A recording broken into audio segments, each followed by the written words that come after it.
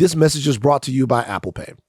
No matter where you're going this summer, odds are you'll need to pay for a few things, like a ride share, a souvenir, or dinner at that spot on your bucket list. Instead of digging in your wallet every time, just use Apple Pay.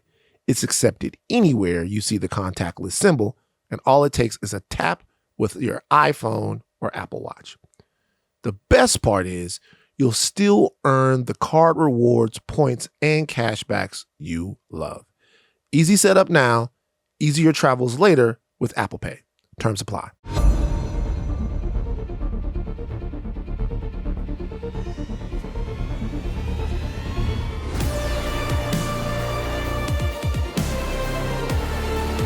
Welcome into the Ringerverse. This is, of course, the Ringers Nexus podcast feed for all things fandom. We are Steve, the architect, Ahlman, the builder and tinkerer of things. We are Jomi, the explainer, Adeniran. You've got questions, he's got answers. We are Old Man Van, he of the receding resurgent hairline, Coke, Baby, Chuck. The 24-karat closer was on display again as we washed the shit out of Jomi and Steve.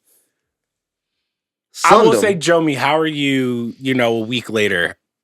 How are you recuperating? How are you feeling? It's been tough for you on the interwebs. So here's the thing, man, and part of my job as a we are the Midnight Boys! I just channeled my inner Sean Fantasy. Yeah. Jomi, what were you saying? Literally, it doesn't matter. Nobody cares. Nobody cares. But Jones, it was rough. How are you and Sean? How's you guys' relationship? I mean, me and Sean are good. You know what I'm saying? Again, as long as people are enjoying the content, as long as people are laughing, then I don't mind being the butt of the joke. Ultimately, though, in the moment, it can be tough. Yeah. It can be tough. I will say the African-Irish beef that is now happening at the Ringer is not what you want to see. Nah, but that's why we got to get Ayo Debris out here to, mend fences. Yeah. She's African and Irish? Yes. Oh, yes. Yes. She's part Irish? Mm-hmm. How's that? What does that mean? I thought that was a meme. It's absolutely a joke, meme. but yeah. Oh, I don't know. I'm a little Irish, so I don't know. Maybe she got a little Irish in her. What is the joke? At some point, somebody was like, Ayo's Irish. No, it stems from a joke that she had on the red carpet in an interview when the Banshees of Inisherin came out, that she said that she was such a good actor that she actually was the donkey in Banshees of Inisherin, and then she did an interview with an Irish accent, and Ireland itself took that meme on to be like, we love Ayo Debris. She's Irish. She's wonderful. Interesting. Mm-hmm. Yeah. You can't. All right, man. We're talking about stuff we do on the podcast. You literally spacing it out and then go, interesting. Yeah, well, anyway. No, I listened to the whole story. I listened to the whole story. I listened to the whole story. I didn't care about it, but I listened. Yeah, interesting. It ended up being not very much to care about. I thought that there was something more. It's not Steve's fault. No, yeah, I get it. Yeah, Steve didn't make it up. But it just ended up being an aside of something that's happening online that I have no clue about. So You're too busy trying to fight Caitlin Clark fans. Yeah. What was that this morning, bro? I was like, oh, Van is going to be fucking so excited for Superman, whatever. Now we're fighting with Caitlin Clark fans. Why is he fighting with fucking Caitlin Clark? I hate her. I love her. Caitlin Clark is a fantastic athlete, fantastic basketball player. Mm-hmm. Really, really fun to watch. But this is some of the best sports hate that I've had in a long time. I haven't really been able to dislike an athlete because they're so good since Tim Duncan. It's really been that long. Really? Wow. And she's fantastic. Don't get me wrong. She's fantastic. She's box office. She's the whole thing. She's never won anything, even going all the way back to high school. But that's on the side. I say that this is positive and healthy. Nobody's going to talk me out of it. I hate Caitlin Clark. Alea's with me. Alea doesn't like her either. Alea told me. Follow us on socials. Insta, Twitter, Facebook, and TikTok. Save Jomi's job. Jomi? Guys, the social's going crazy. We're going to have a big summer. Superman, Fantastic Four. Something we can't even talk about yet because it's so exciting. Can't wait. Guys, make sure you follow. Make sure you subscribe. It's going to be crazy. We're on YouTube. Like, comment, subscribe, share. You can watch every Midnight Boys and House of Art episode on youtube.com/@Ringerverse. And also on Spotify. You guys, very exciting news. We are going to Comic-Con. Woo! If you are a badge holder on Thursday, July 24th, the Ringerverse crew will have our very own panel at 6 p.m. at the Grand 10 and 11 Marriott Marquis, San Diego Marina. Now, you guys never been down to Comic-Con. It's crawling with people. It is a great cultural experience of nerddom. Everything's an activation. Everything's a conversation, and we will be a part of that conversation this year. But that's not all. If you're in San Diego but don't have tickets to the convention, like you couldn't get to the convention, just down there for the vibes, you can still hang out with your Ringerverse pals. Later that night, we'll be doing a meet and greet at Whiskey Girl in the Gas Lamp Quarter at 8:30 p.m. We're going to be up past Old Man Van's bedtime. I normally go to sleep like 9:30. But we're starting at 8:30. So I'm going to take a nap and then be out there communing with my people. Is everybody excited? I don't think you'll have enough time for a nap. But the panel starts at 6, right? Thursday night. We're going to be live. Power nap in the Uber. Maybe. Or maybe I'll nap before the panel at 6. Yeah. That's a nap. Maybe you get an afternoon nap. No, I can't wait. This is going to be great. Can't wait. You guys come check us out. Give us love, and we'll do what we always do, which is give it right back. Programming reminders! Yesterday, the House of R gave you their Hot Nolan Summer Inception Deep Dive. I enjoy that. I enjoy the movie Inception. Has anybody seen the Odyssey teaser? I did. Yeah. I saw it online, yeah. I didn't want to see it online. I felt like I was, kicking Nolan in the balls a little bit. You know, he wants it to be seen as he wants it, you know? He'll be fine. You going to go back Jurassic World to go see it?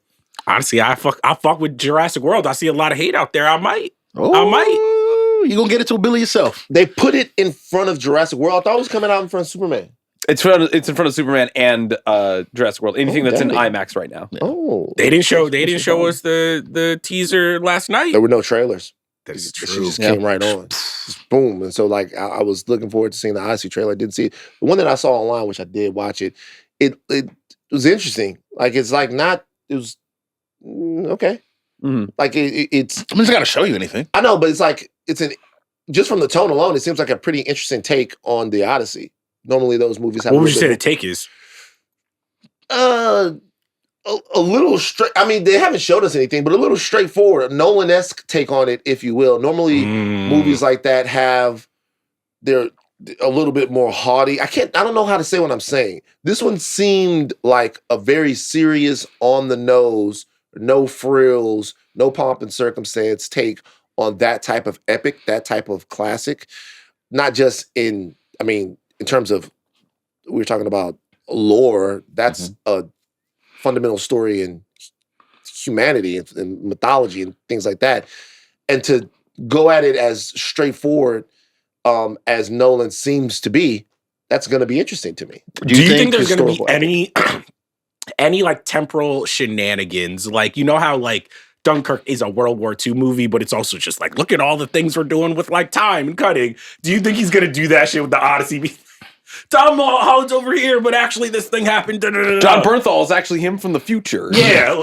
I don't think it's going to be that involved. I do think, though, like, he's probably saving, like, the good stuff for later. Probably. And so, but he's never done a straightforward, like, even Oppenheimer had a little bit of, like, editing shenanigans, you into the physics of, like, the fucking it's bomb black and white shit. when it's here. It's color when it's there. I think that's the thing that I'm interested in the movie, because it's a little different for him to take on something like that. Yeah. And with the cast and with all the talent, it should be great. And Monday, Bud Mash will discuss College Football 26 and Tony Hawk.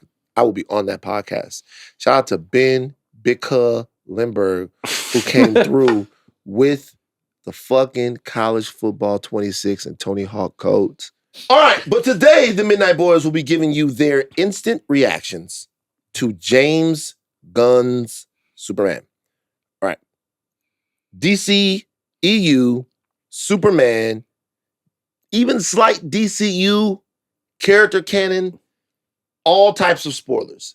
Anything that has to do with the history of this character, the history of this character in film, on television, in comic books, could be spoiled. If you ain't seen it and you ain't watched it, run the spoiler warning. We're getting ready to talk about Superman. You're listening to a reaction podcast. The spoilers are coming. All right. This is going to be one. It's going to be an interesting one. There's a lot in this movie. There's a lot. And there's only one guy who can streamline it for you. That's Chuck Wagon with the trademarked Midnight Manifest. Chuck, take it away.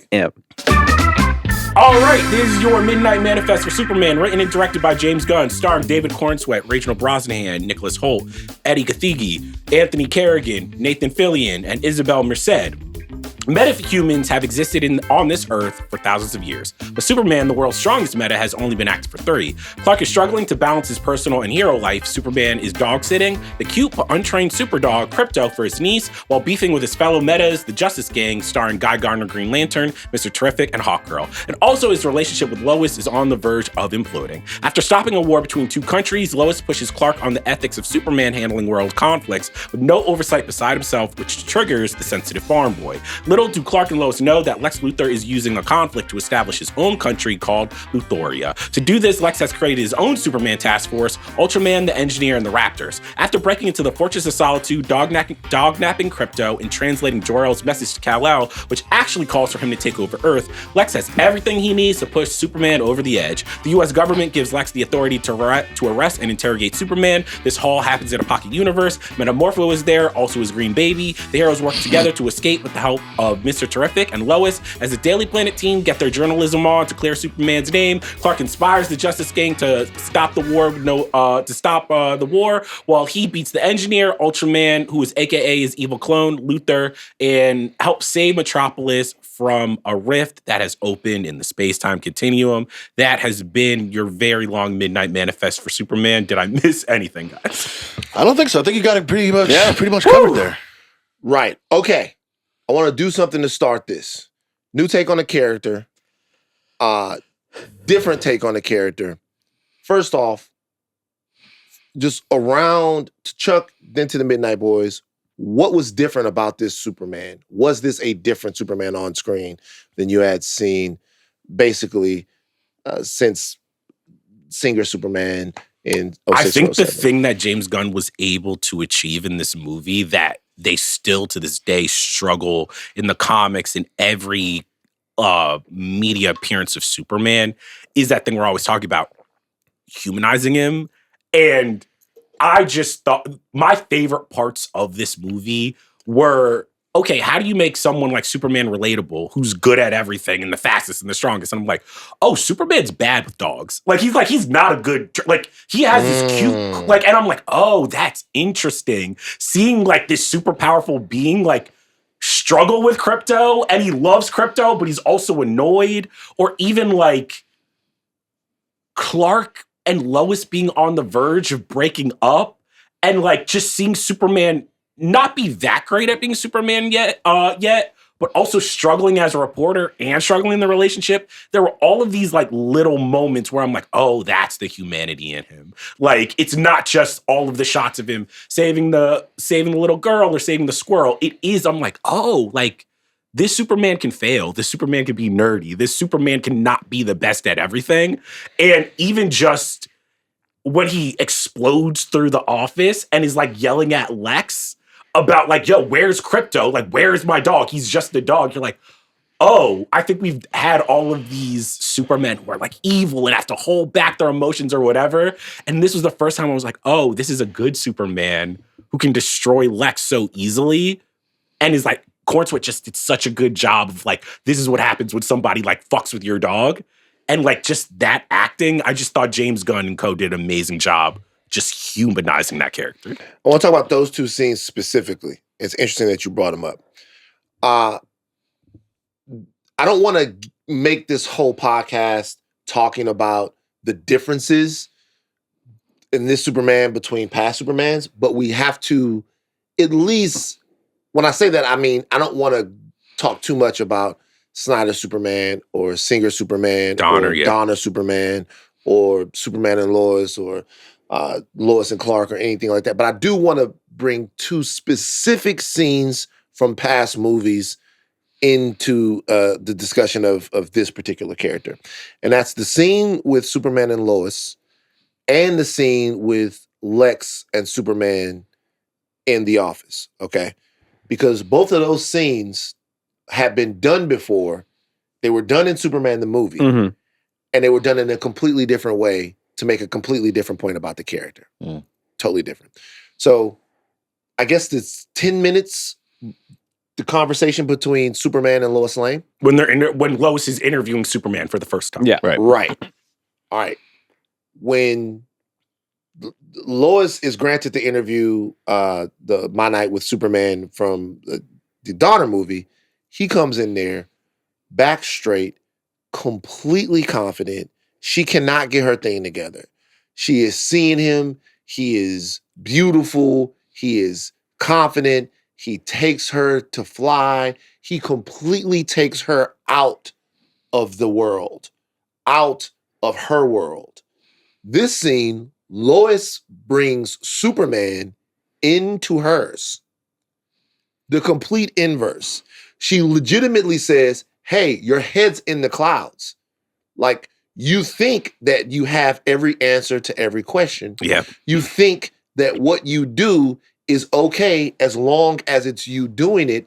But I'm telling you, that's like not true. I'm telling you, I have questions. And he's like, you wouldn't ask this if you didn't know me. And she's saying, it doesn't matter that I know you. I know you. I would ask that question whether or not I knew the answer to it or not, because this is what being a person is. Being a person that lives on this planet comes with a set of responsibilities, a set of guardrails, a set of checks, balances, and laws. And you are not above those. Yeah. You're not. Like, you're here, and I'm asking you this because as a citizen of the world that you claim to protect, you have to answer to me. And it was a way to bring the character out of the sky and ground him, which is the inverse of what that movie had to do. The first movie, the Dawn of Superman. The second one is when Superman comes into Lex's office. That scene also exists in the first one. And it's great in that one, too. It's fantastic in it. Superman comes through, blows the door down. It's open, come in. Lex, it's open, come in. Lex says, it's so funny. Just, Hackman is still the man. Hackman goes, oh, my lawyer will be in contact with you about the damage to the door. Yeah. Just very subtly fucking with him. But even in that entire time, Superman is standing there, stone-faced, in admonishment with Lex Luthor. There's a clear hierarchy in that scene. Lex Luthor is a scamp and a guy that has all types of intellect and all of that, but there's no give. Like, Superman comes in there with his shoulders, with his back straight. He kind of leaves. I actually don't remember how the scene ends. He kind of leaves with his back straight. Yeah. In this one, Lex robs Superman of his power. Yeah. He dresses him down. Superman comes in there out of control. He is angry. He is emotional.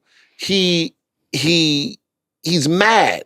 And he's the most powerful being in the planet. And he's standing there in front of Lex. And at the end, Superman whispers, it's just a dog.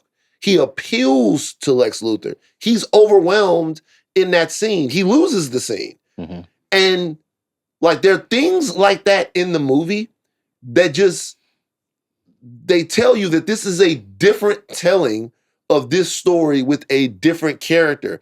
And it's really the only way to me to make the character contemporary in such a cynical landscape. Well, I mean, I think we talked about this after the movie too. It's a legitimate 180 from the Superman that we got in Snyder's version.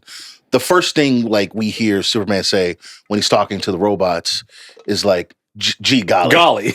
Like, it's just like completely and utterly a reaction to that in a way that I think is good, right? Superman feels like someone you can talk to when they've saved the city from the big kaiju thing and the kids are hugging him and he's high-fiving. He just seems like a person that you would want to talk to, that like Molly was like, hey man, I fed Superman one time, like that's my guy, I'm gonna go save him in the street. It's a thing that we see in comics and comic stories all the time. In Spider-Man 2, when the city protects Peter Parker in the train, right? Like, he has a connection to Metropolis that is undeniable in that moment. And the movie is constantly trying to tell you that. There's a scene at the end with him and Lex Luthor where he's literally telling Lex how human he is and how much he like being an alien, that's not who I am. I am human. I'm just like you. Literally looking at us in the camera and telling us, guys, I'm just like us. I'm just like you. Which I think for this movie and what it has to do to make Superman like likable again, it is a lot, but I understand why they felt like they had to do it, because it has been so long since we've had a Superman that felt like a normal human being. Something just popped in my mind. And it kind of actually, in real time, I want you guys to live this, because it popped in my mind after what actually happens at the end of the scene in the original movie. Lex puts the Superman, the kryptonite necklace on Superman, and he weakens him. And so in that scene as well, Superman leaves kind of on his knees, kind of like cut down by Lex, which is important, right? Because Lex has to be a formidable opponent. Superman didn't detect it. It was encased in lead, the whole deal. That actually just popped in my mind. It's been a while since I've watched the original Superman. But I will still say this, that even, and maybe we should replace this, but even in that scene, it's the mechanism of weakening Superman is still different.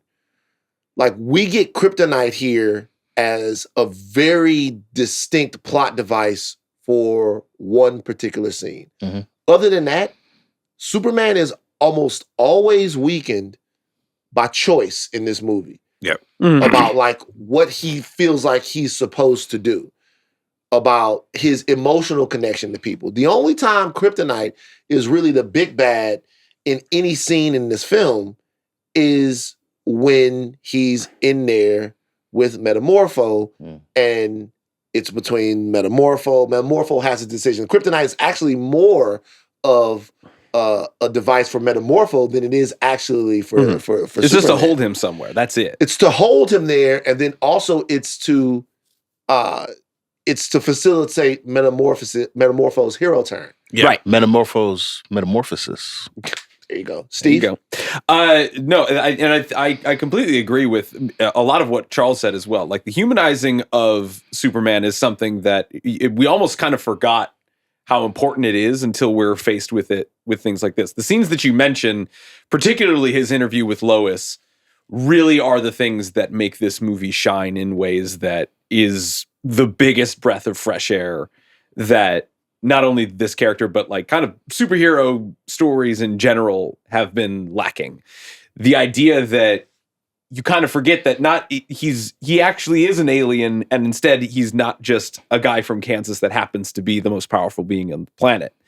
Because all of the things that weigh him down and all of the things that he feels buoyed by to help people are the things that people find ways to hate and question him.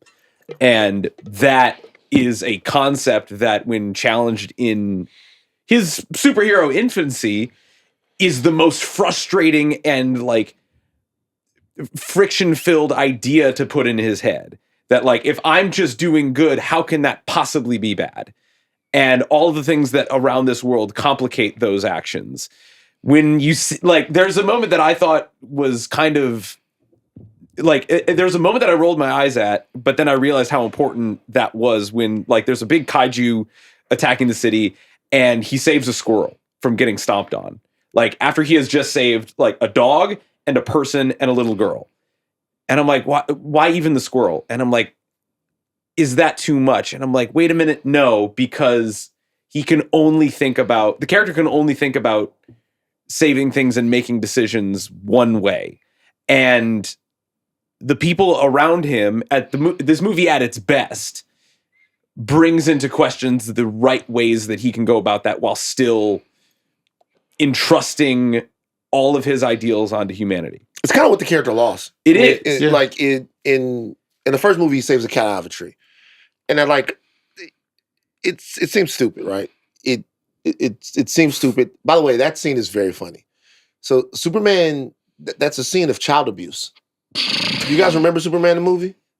Yeah. So the girl, I watched it at your house. Right. So the little girl is there, and the cat's in the tree, and Superman saves the cat out of the tree. He brings the cat down to the little girl, and the little girl goes back inside. You can't see this, you can only hear it. The camera's pulling away and you just hear the audio. And the girl goes, Mommy, Superman got the cat out of the tree for me. And the mother goes, what did I tell you about lying? Smack. You hear the smack. You hear the smack like Superman got the little girl's ass kicked. It's like such a movie of the time. Tough. So, we could talk about, but the one thing that I might as well get to it now because we're going to get into instant reactions. But I might as well get to it now rather than save it for some, like the speech he gave at the end was very, very heavy-handed. It's a lot.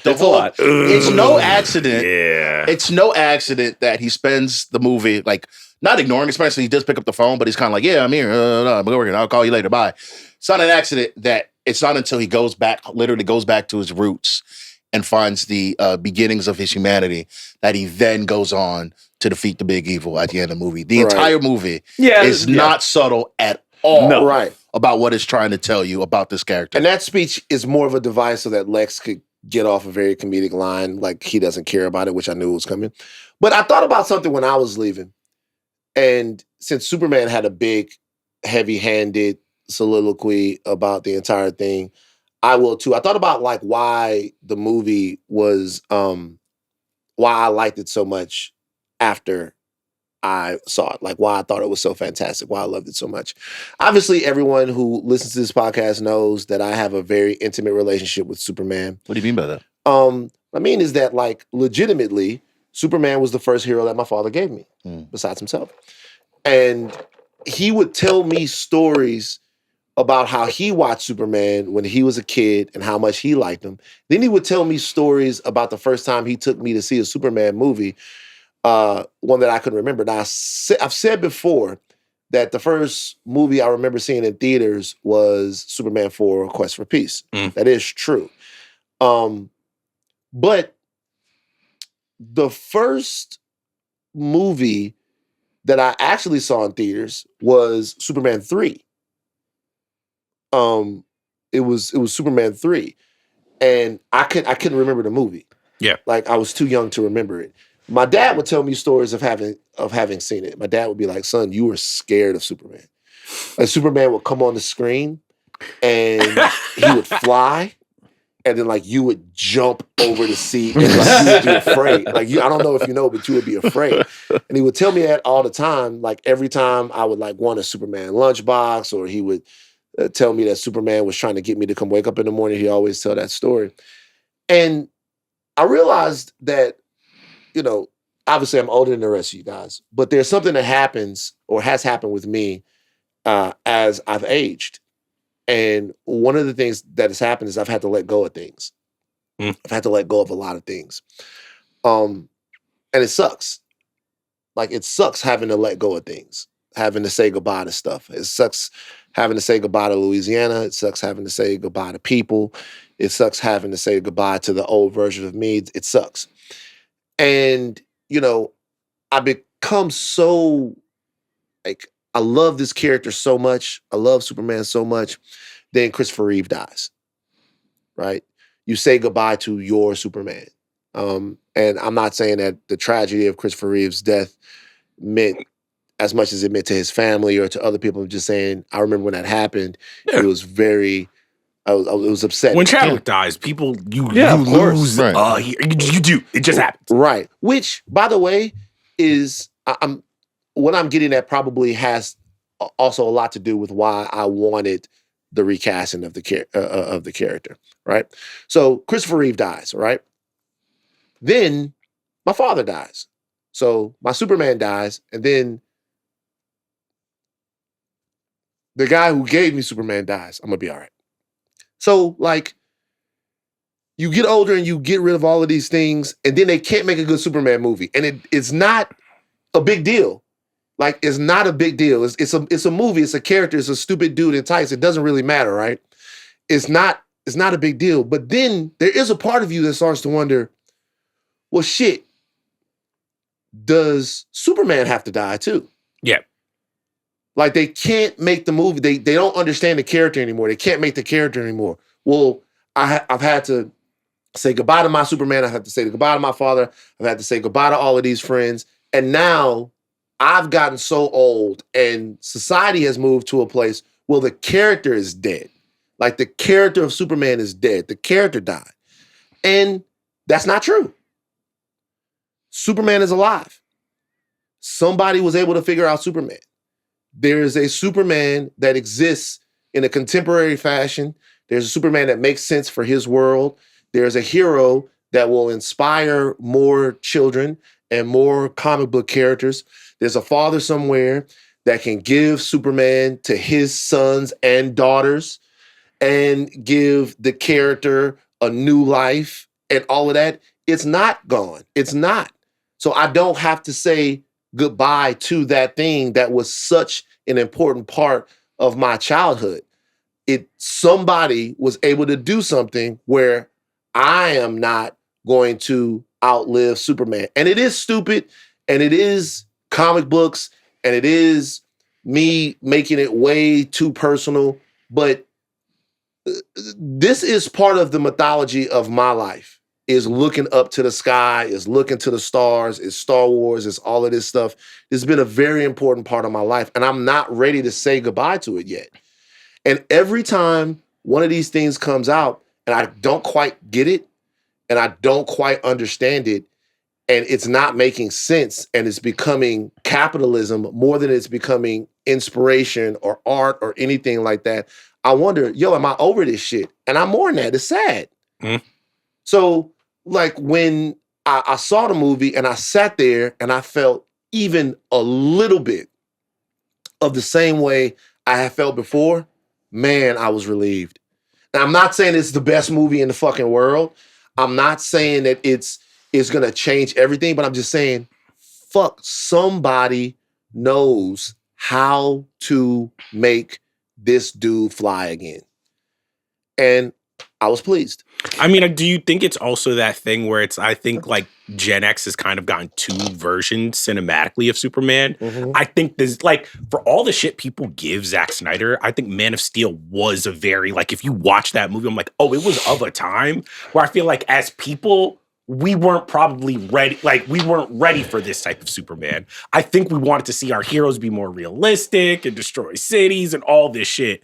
And it's interesting that James Gunn is now the director, who is like someone who starts in horror, starts trolling on the web, is just very, very just like a certain type of comedy, like get all the way to this point where he really is, I think for good and bad in a lot of different ways. This movie to me felt like seeing a director almost find his like real sincerity, and like I couldn't agree more. And it's like, I think sometimes I'm like, oh, that's corny, but I'm like, oh, but is that the point? Yeah. You know what I mean? Like there's a push and pull where I'm like, not everything works, but when the sincerity works, like when it hits, I'm like, okay, it was worth maybe the other 2 or 3 corny jokes that maybe didn't land. There's not a cynical bone in this movie's body. It can't be, And that is actually, like, I'll give it all the credit in the world for that, because that's really kind of something that we all needed. And I'm really grateful that you got that much of an experience out of it, Van. But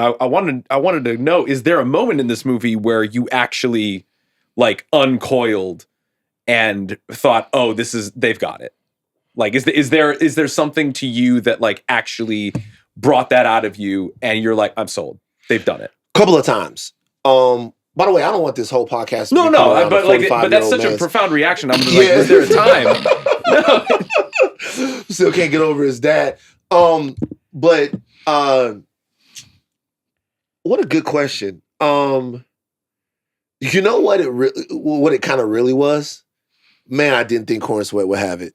He really does. I didn't believe it, man. Going into it, there was a lot in the trailers here, but then the trailers didn't really give us the story that we were getting at all, right? And it just watching Corn Sweat, it really was the scene between Lois and like he's out of the suit. Yeah. But I'm watching him kind of be Clark. There's a very passionate, which you don't really get to see Lois and Clark like that. No. Like these two people are going to fuck, right? Yeah. There's a They're making out in that kiss. A very passionate kiss between them.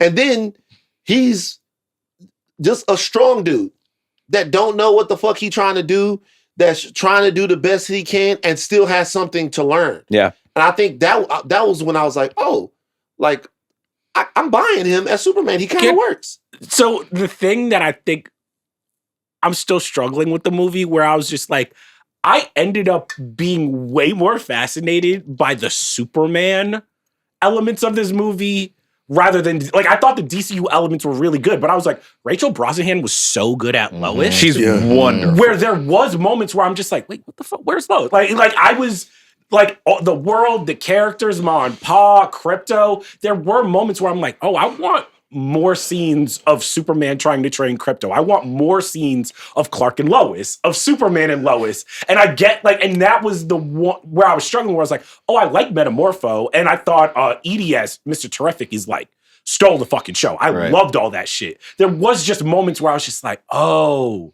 is that stuff actually taking away from, I think there's actually a perfect Superman movie in this. And that's, I think, the biggest, friction point I'll have with this movie, because I really, really enjoyed this, and I'm going to see it again, and I'm probably going to have an even better time the second time. But I feel like there's moments of brilliance in here, and there's a lot of, I think, over enthusiasm on the part of James Gunn to open this world up and show us all of these amazing and insightful things, when you have something amazing in a bit more of a smaller story with Superman, Clark, Lois, Jimmy, everything at the Daily Planet. And that was something I was worried about every time we talked about this movie and the trailers, and we would does this movie have too much going on? Does it have a lot? Mm-hmm. I think there is just a tad bit of too much dip on the chip for James Gunn. But to Charles's point, the Superman, the character interactions, especially with Lois and his parents and Jimmy was fantastic. It is, dare I say, perfect. Yeah. I left the movie going, I need, if I have to see Corn Sweat as Superman all the time, I want to see, if he's there, I want to see Lois there. I want to see Jimmy there. I want to see his parents there. I want to, Perry White, everybody can be there. I want a Superman, I want a Superman 2 more than I left wanting a Justice League movie. Exactly. Yeah. Exactly. Which I think is a win. Corn Sweat as Clark Kent and Superman delivers it in ways that I frankly am still like, oh my God, I cannot believe that we are living at this time to get this Superman. I thought we were past this. I did not think a Superman, again, kind of corny at some points, but at the same time, I'm like, dude, you're killing it. The second post-credit scene, if you stayed that long, kind of a nothing burger. But him and Mr. Terrific have this little thing about a building. Mr. Terrific's walking away. He's like, golly, man, I should stop being a jerk. And that sounds nuts when you hear me say it. But when he does it, it feels earnest. It feels real. He's just like, oh man, I made my friend upset. That is something I did not think we would ever see in Superman again. And the fact that not only did they do it, but it did in a way that feels real and passionate. I'm in love. I need to see that guy as Superman forever. I agree with I understand the take, should I say. I don't think he trusts. What I will say is this is a movie, to me, that's indicative of the fact that maybe James Gunn doesn't trust the audience No. as much. And let me tell you why I'm saying that. Everybody got it in doses. Everyone. There was way more Mr. Terrific in the movie than I thought that there would be. Yeah, shocked at how much there was in this. Fantastic. So great. But do you know why I think there was way more Mr. Terrific in the movie, and why maybe you had a little bit more leeway with that? Eddie was great. Yes. Eddie was fantastic as Mr. Terrific. But you know what? We don't know him. Yeah. So whatever's on the screen with Mr. Terrific, we're not going, hey, this reminds me of this other Mr. Terrific, or this reminds me of this, or this reminds me. We don't know him. So whatever he does with Mr. Terrific, and James Gunn loves playing with new toys. Yeah. Whatever he does with Mr. Terrific is new. It's fresh. You've never seen him in combat. You've never seen him work a problem out. You've never seen him do any of that stuff. With Lois, Lex, and really Guy Gardner's kind of the same way in that situation. You've never seen with Lois, Lex, Superman, and Jimmy, you get those characters almost always situational. Yeah. Problem solving, figure something out. He is orienting a world around them. Yeah. And he was able to do that with Superman and make Superman interesting because of the external pressures that were happening to Superman. Mm-hmm. He was also able to do that with Jimmy Olsen because of the external pressures that were happening to Jimmy. And that's an inverse of the way we've looked at the characters in the past. Everything in the past has been, this is what Lois wants. This is what Superman wants. We never gave a fuck about Jimmy Olsen. He was just, he was in Batman vs Superman. They shot him within like the first 10 minutes. Yeah, we never, like, you know what I mean? But even think about how, bringing up that, like, Snyder fucking kills Jimmy Olsen. Like, think about how much, like, what we want from these comic books have changed in that James Gunn is like, no, like, Jimmy's going to be in this fucking movie. Right. Krypto's going to be in this movie. I'm going to convince you that, and I think, obviously, this is so indebted to what Grant Morrison did with All-Star Superman. This movie is James Gunn saying, how do I wrap my arms around every single part of this mythology? Right, and so it's funny you bring up All-Star Superman because, like, that's one of the runs that inspired it. Kingdom Come is another one. What Happened to the Man of Tomorrow? Yeah, and Superman this for All movie has Seasons. absolutely nothing to do with Kingdom Come. Yeah, Kingdom Come's a lot. No, I'm not saying that that's not true. I'm just saying that maybe it's the look of the character. No. I think what it is Superman. It's the larger world. Yeah. Right? It's larger. Yeah. You know what that is? In terms of just like... That is a great point. That is a great point. It's the larger world. And all these heroes being in this world and being here forever. Great point, Jomi.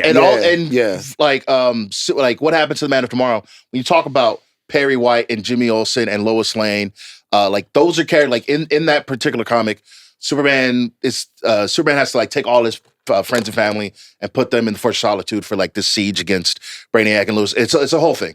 But essentially, it's him wrapping his arms around the people he cares about the most. I think that's like when I was rereading the comics to prepare for the movie, and I'm seeing him think about Lois, think about Jimmy, think about his parents in ways that, like, I want to protect these people, not only just the people of Metropolis, but I also have a particular affection for these people. I want them to be safe. I'm thinking, I can see where James Gunn is coming from. I can see it. I can feel it in the movie. And so he takes like those elements from the page to the screen in a way that, again, I'm just like really, really, really impressed. Yeah. I mean, there's even a moment, I will say, that's like, it's so small, but it's so genius, where you have to think about where Superman and Lois's relationship is at. When Lois is like, you have a dog? It's such a human moment where it's just like, oh, that is how relationships go. Where it's like, oh, this is a Lois that's never met Ma and Pa. She doesn't really know where he's come from. They've been dating, 3 months? Yeah, they've only been dating and it's like, it's so interesting to see Lois at this point being like, I'm about to break up with Superman, and realizing like, oh, I don't actually know Clark. Mm-hmm. I don't know who this guy is. Like, I understand who he is as a human, but I don't understand his roots. And I was like, oh, that's really smart for James Gunn to kind of like hone in on the fact that even this version of Superman isn't trusting people to know that, like, oh, I come from Smallville. I come from this place and I was raised by these people. And like, I want to ask you guys about this, like, mythology-wise. I was just like, story-wise, it worked. I was like, it's very bold, though, to change the Jor-El shit. I still feel a little like it's such a major shit. So there's two things.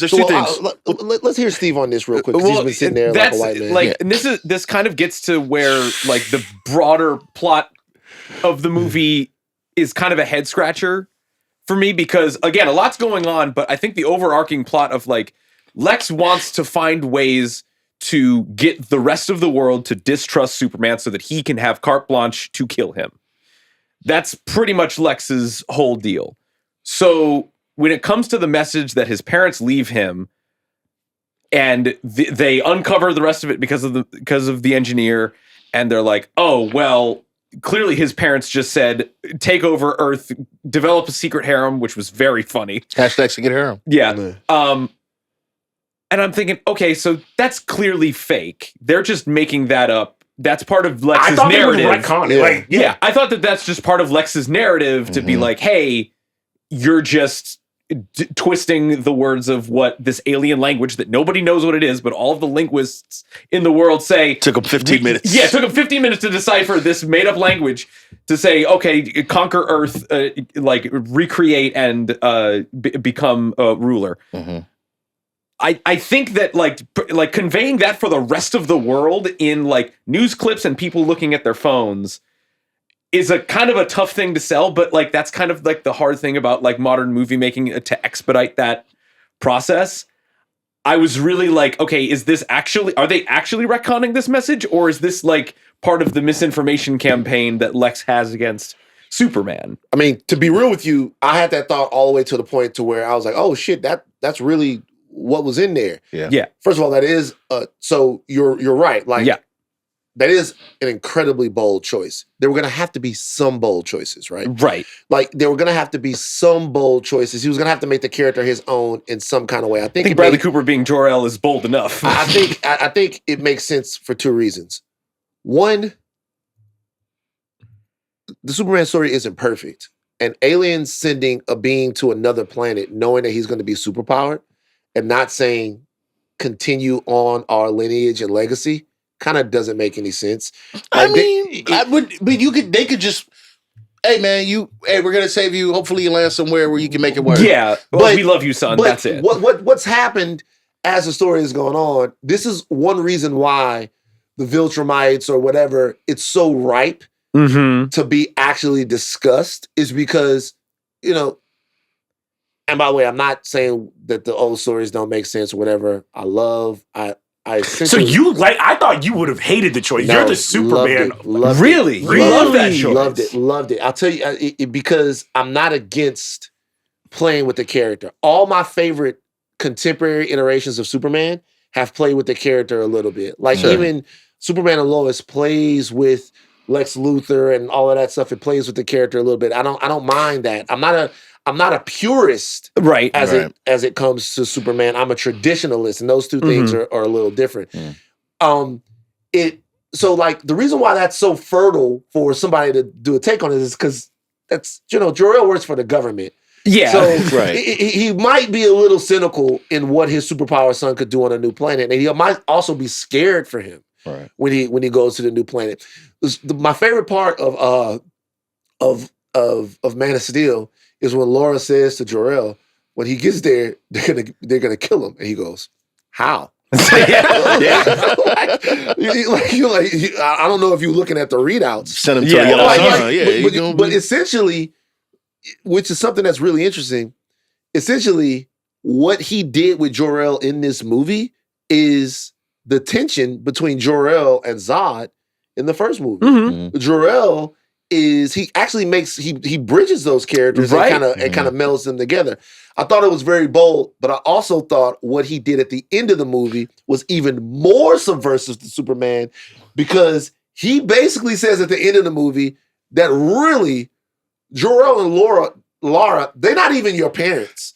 Like, that scene at the end, because like Jor-El is a ghost that exists with this AI sentience that ghost in the machine. Parents, Superman, like that actually was like, hey man, get rid of they're not really even your parents. Your parents are them people right there. Right. That to me was a much bigger swing. And so I was like, wow. I hated that. I hated Jor-El.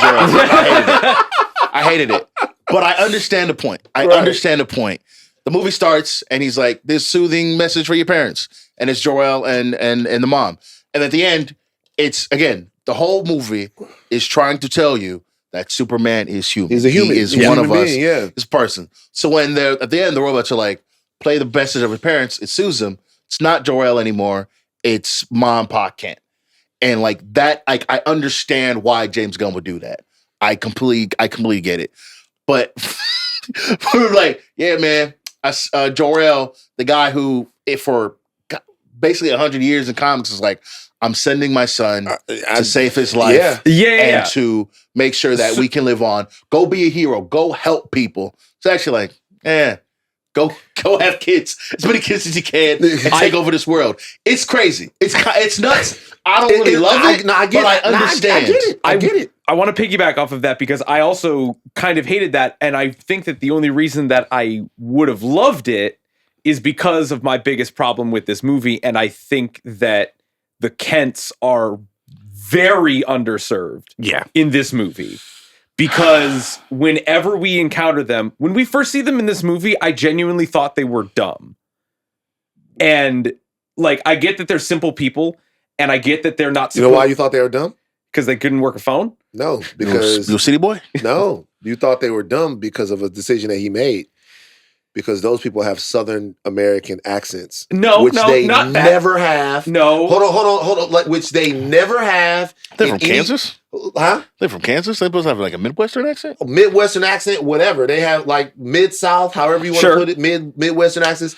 In all of the other movies that you get, and I'm not saying that people from Kansas like talk That's exactly what like the kids do, but what I'm saying is in every other movie you get them, they Easternize those people. I get it. To where they're a little bit more contemporary and a little bit more savvy and wise. Mm-hmm. You got Gregory Peck playing John Kent. You got Kevin Costner playing John Kent. And it's because they made them a little bit more simple, they seem dumb, but like... Yeah, and like, if I can just translate that, when we have, like, when they fly him back to Kansas, and we fully meet the Kents, and they're talking to Lois, and we have a very, like, good and affecting scene with Pa Kent and Clark on the porch, talking about, like, parents aren't supposed to tell their kids what they are, like, all these things. Like, I didn't exactly need, like, a Kevin Costner level stoicism to be like, no, don't save me from a tornado. But I really would have thought that, I'm like, how did these parents raise that? And what do you mean? Like, there's a disconnect from, like, that level of parentage to the kid that they grow up with. I get that that's a level of safety and a level of, I guess, like emotional comfort from his parents. But I feel like if they were a bit more, like, either fleshed out or they raise someone, they raise someone who is blissfully unaware at the start of this movie of his place in the world, who literally is simple. Yeah. Like, he literally goes, Lois is telling Superman, hey, this is what you did. You went into a foreign government and grabbed their leader, tortured him, interrogated him in the desert. You, as a citizen of the United States, kinda, right? Like, you went on foreign soil and you did that. And Superman's response was, people were gonna die. Like, I did the right thing. Yeah. Like, what are you talking about? He can't understand the of that situation because he was raised by simple people on a farm in Kansas. That, to me, was my least favorite thread of the movie, which was just like, what should Superman do in world conflicts?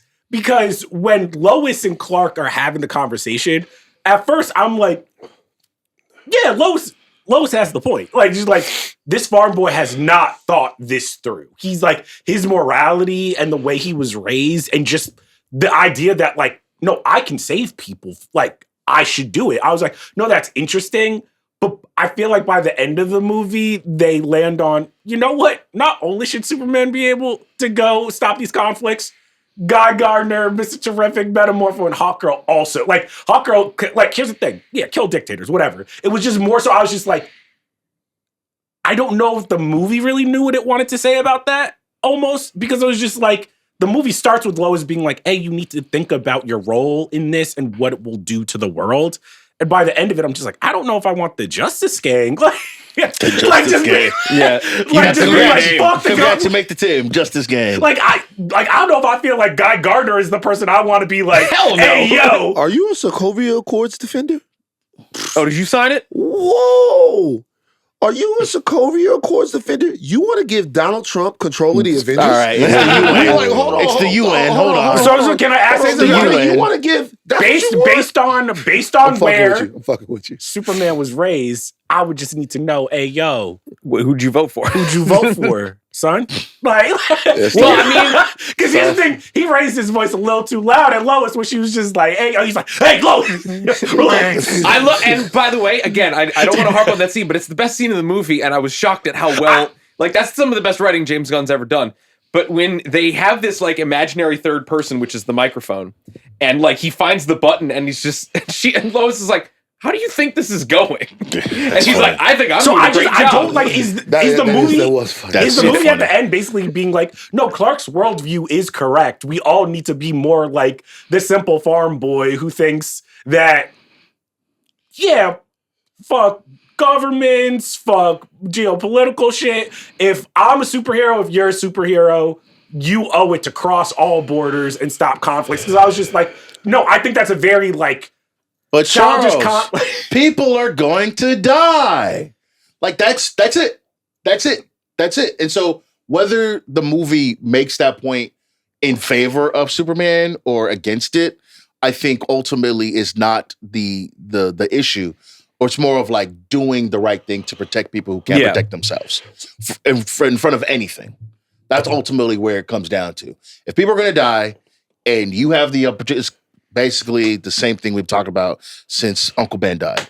With great power comes great responsibility. If you have the chance to stop somebody from getting hurt and you don't do it, then you don't deserve the power. You don't deserve to be supposed to be. I would just, the reason I'm bringing this up is I'm like, oh, that's like a very, very like thorny subject to make your like B or C plot. Because I was just like, at one point, there was the goofy part of the movie that I thought was like when the U.S. government was just like, hey, yo, Lex, we kind of feel you, but we can't trust you because you're giving arms to the government. I'm in reality, I'm just like, dude, the U.S. government.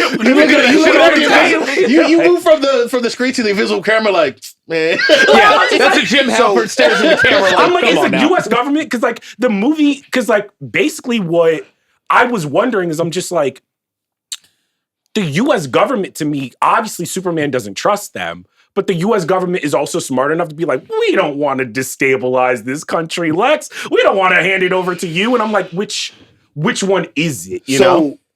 The only thing I'll say is the stuff that happens at the end of the movie with the battle, like a lot of that happens after Lex's connection to the country has been exposed. Yeah, like reported out by Lois and Jimmy. Right. So everybody has the information that there's some type of thing that's happened. That doesn't change the legality of it. Right. But it might change the thrust of the Justice Gang getting involved or anybody else getting involved, because now we know that there is something working between these forces that it's going to immiserate all of these people. And if we don't stop it, it's for nothing. The war, because part of the conversation between Lois and Superman was Superman telling Lois that I know that these people have changed and that our allies are wrong in this situation. I know.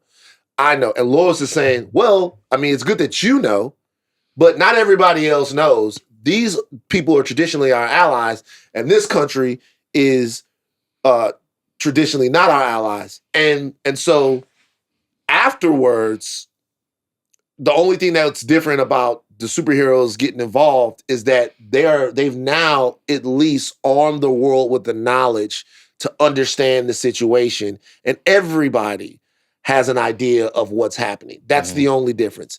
That plot, though, the Baravia, all of that stuff, that is the most heady part of the movie that has the most to do, and it works, but just barely. Like it works, but just barely. All of that different stuff, that's when James Gunn, this is one of his best scripts, but that is when the movie is doing the most. It's there's a lot, and like that ending is like, it feels like just a lot of things being thrown onto a pile, and if you can catch it, great, and if it works, even better. I just feel like I just wish that like that climax of the movie had slowed down a little bit, because by the end it almost felt like laughably too much in some instances. Again, like a lot of it is fun. I had a great time with it still, but there's still a couple of too many cooks in that kitchen of like things that should be going on for all these other things to like. It could have been a lot simpler. I have one big question for you though, Chuck. Is Jimmy Olsen the biggest supervillain in Metropolis? I was surprised they kept some of the Jimmy shit where I'm like, damn, Jimmy, you almost getting my sister fucking killed. You fronting on her. You lying to get. I'm like that. That's not real journalism to me. You know what I'm saying? Are you saying it's bad journalism? It's bad journalism. I can tell you with 100% certainty that is the way that it is done. Promising the dick? That I can tell you with 100% certainty. He must have went and interviewed some people that is the way that it is done. Not so necessarily in a romantic situation, but people saying, hey, I'm going to tell you this, but this is what I need from you. Oh, God. For sure. I bet. I mean, I'm not saying that it doesn't happen. I'm just saying I could get Raquel on the phone right now to talk about the fact, and then the fact that there were certain things that really resonated with me. The fact that there were certain things personally that he didn't want to do. Right. But that he did them because he had a story on the line. Yeah. Like, it was like the fact that you might have had a podcast guest or you might have had a story, but he didn't want to do them, but he had a story on the line. It's the fact when she's like, I'll send you all of the pictures that'll bring Lex Luthor down. And he's like fist pumping and like he's punching the air. And she's like, but you want to hang out this weekend? And it's like a good like 10 seconds of like, he was so good. Great Jimmy Olsen. Shout out Little Sean. The casting, because the reason I liked Mob and Podken, I agree with you, Steve, that like they were underserved a little bit by the script. But they don't have much function in the movie if it's not an origin story. I get it. I just need one more. I need like a bit more of a nugget in there. But if it's not an origin story, like what are they? What I wanted to say about those characters is like, I think James Gunn is so good with casting actors and characters where it's like everybody is not going to look like a supermodel. These are going to look like real fucking characters. Like this looks like a city. Like it's just like Eddie looks different than Nathan Fillion, looks different than Mom, Pa Kent, looks different than Supergirl. Like it feels like these are like when we start the movie and there's kind of that Star Wars-esque like 3 centuries ago. 3 centuries, 3 decades, whatever. Yeah. James Gunn really did build a world where it felt like metahumans had been here forever. Mm-hmm. And they're just part of the fabric. And that's what I liked because I'm like, oh, like normal looking people would be heroes, would be villains. Mm-hmm. I thought that like he did populate the world in a way where I was like, oh, this does feel like a comic book. Now, it also did look like The Flash in a lot of areas. Well, I mean, it's still got the same DP. That was something I talked about. Cinematographer as well. Like, and that's been James Gunn's cinematographer, I think, since Guardians of the Galaxy Volume 2. But there were, did some of the fight scenes, some of them worked, but some of them did feel a little bit like, this is. I think, and part of that is the villain. Like, Lex is the big villain, but the villain that Superman has to punch. Sucks. And I was not vibing with it. I'm not going to lie to you. The Ultraman reveal was terrible. Well, it's not because it's not. That was my least favorite part of the movie. Because it's not really revealed. Because at least for us, people who have read comics and know this stuff, like pretty much from the back of our hand, as soon as he walks up to the Fortress of Solitude and it opens, then it just opens, and you're like, okay, all right, that's a clone of Superman. Yeah, not that's never been done before, but for them to like, hey man, it's Ultraman, y'all don't know who that is. It's like we do. Well, once again, remember, it's us. We got to sell this to everybody. We we knew the Ultraman part. For a second, I thought it was going to be Bizarro. I was glad they didn't do that. But that would have been more interesting. That would have been more interesting. I was like, I thought it was going to be Connor Kent. Like I thought Lex was going to be like, that's half my DNA. Yeah. I thought it was either going to be Bizarro. I thought maybe it would have been like a different universe's Superman because Ultraman is from Once you got Lex doing pocket dimension shit, I'm like everything's on the table. Like you can do anything. But you're in your third act. So if you can't introduce a new character like that. But I don't think Ultraman, the engineer, like I think Lex was so good. I thought Ultraman, the Raptors, the engineer were like the weakest parts of this movie. Right. Well, so I mean, Ultraman has to. They're the weakest parts, but like it's interesting. They're not even parts of the. Yeah, they're weakest parts. They're in the movie for like 5 scenes. Like, you know what I'm saying? It's like so when you say if Lex Luthor works, his minions don't matter. Like it really, and we should talk about Lex Luthor. If Lex Luthor works, right? If like the guy that plays Otis, I didn't even realize he was Otis until the end of the movie, and that was kind of cool that it was Otis real. But if Lex Luthor works, his minions don't matter because like all of those people are kind of there to serve whatever purpose that he has. Right. That reveal didn't work for me just because it didn't. Not that it didn't work, but it was my least favorite part. Just because visually it looked crazy. It looked like the longer hair. Visually he had the longer hair. Yeah, just like, it looked he was like basically so just visually it looked crazy. I think for me the thing that it's mad funny is that spoilers for the Boys comic. Black Noir in the Boys comic is a clone of Homelander sent to or is there to keep him in check, right? In case he goes rogue or anything. And when they're making the show, they're like, yeah, we're not doing that. We're getting rid of that. And Superman was like, hey, guess what? We'll take it. We gonna do it. We gonna do it. We can put him in all black. He's not gonna talk. And at the end, I just need Superman. more though. Like, cause I needed just a little bit more. I'm like, if you're gonna do Ultraman, to make him quite literally just a clone, voiceless, doesn't say anything, don't do anything, sauceless. It almost did just feel like I'm like, oh, you guys did need something for Superman. I actually don't mind the fact that it's like the clone reveal. Like that's not to me a problem because at that point it's just a hat on a hat. Where like, okay, we've already seen a CGI digital river going into a black hole. I can believe a clone of Superman exists. It's more of the fact that like it's played as like the third biggest thing that I could do as an evil villain, Lex Luthor. When I'm like, yes, of course, it was easy for me to clone you from a strand of your hair from this one battle. And I'm he made a pocket of bench. I don't think it's that crazy. I was like, who cares? I was like, I don't think the movie, I don't think the movie even plays it that big to something that we were talking about earlier. The movie doesn't play like, oh my gosh, it's a clone Superman. But even still, it's like, all right, that even if you didn't hype it up that much, it's still kind of lame, which I think is weirder. I think the thing that, again, I bump up against is the movie starts with him fighting the Hammer of Baravia, right? And it's like it's Ultraman in a robot in a robot costume. I'm like, oh, you could paint that green and purple. I thought that was what was going to happen. I think I would have enjoyed that more. I feel like I think that would have looked crazy. That would have looked crazy with Luthor and you want in the suit. But that would look crazy. But to me, that takes away the most interesting part. We can talk about Lex Luthor now. Of the Lex Luthor character, and something that they did differently here is we normally get, in film at least, a Lex Luthor who is getting familiar with Superman. The only thing he really knows, it's a mystery. Like where is he from? Blah, blah, blah. But we know that his weakness is kryptonite. We know that much about him. Mm-hmm. This Lex Luthor knows everything about him in terms of maybe not his backstory, but the way he fights, to the point to where I thought it was brilliant to have Lex Luthor beating Superman legitimately with his mind. Yes. Like when they're in combat and he's got all of the people and he's yelling out 13L, 17B. He's put the things in his lungs. It's the Lex Luthor versus Superman, brain versus brawn is always, except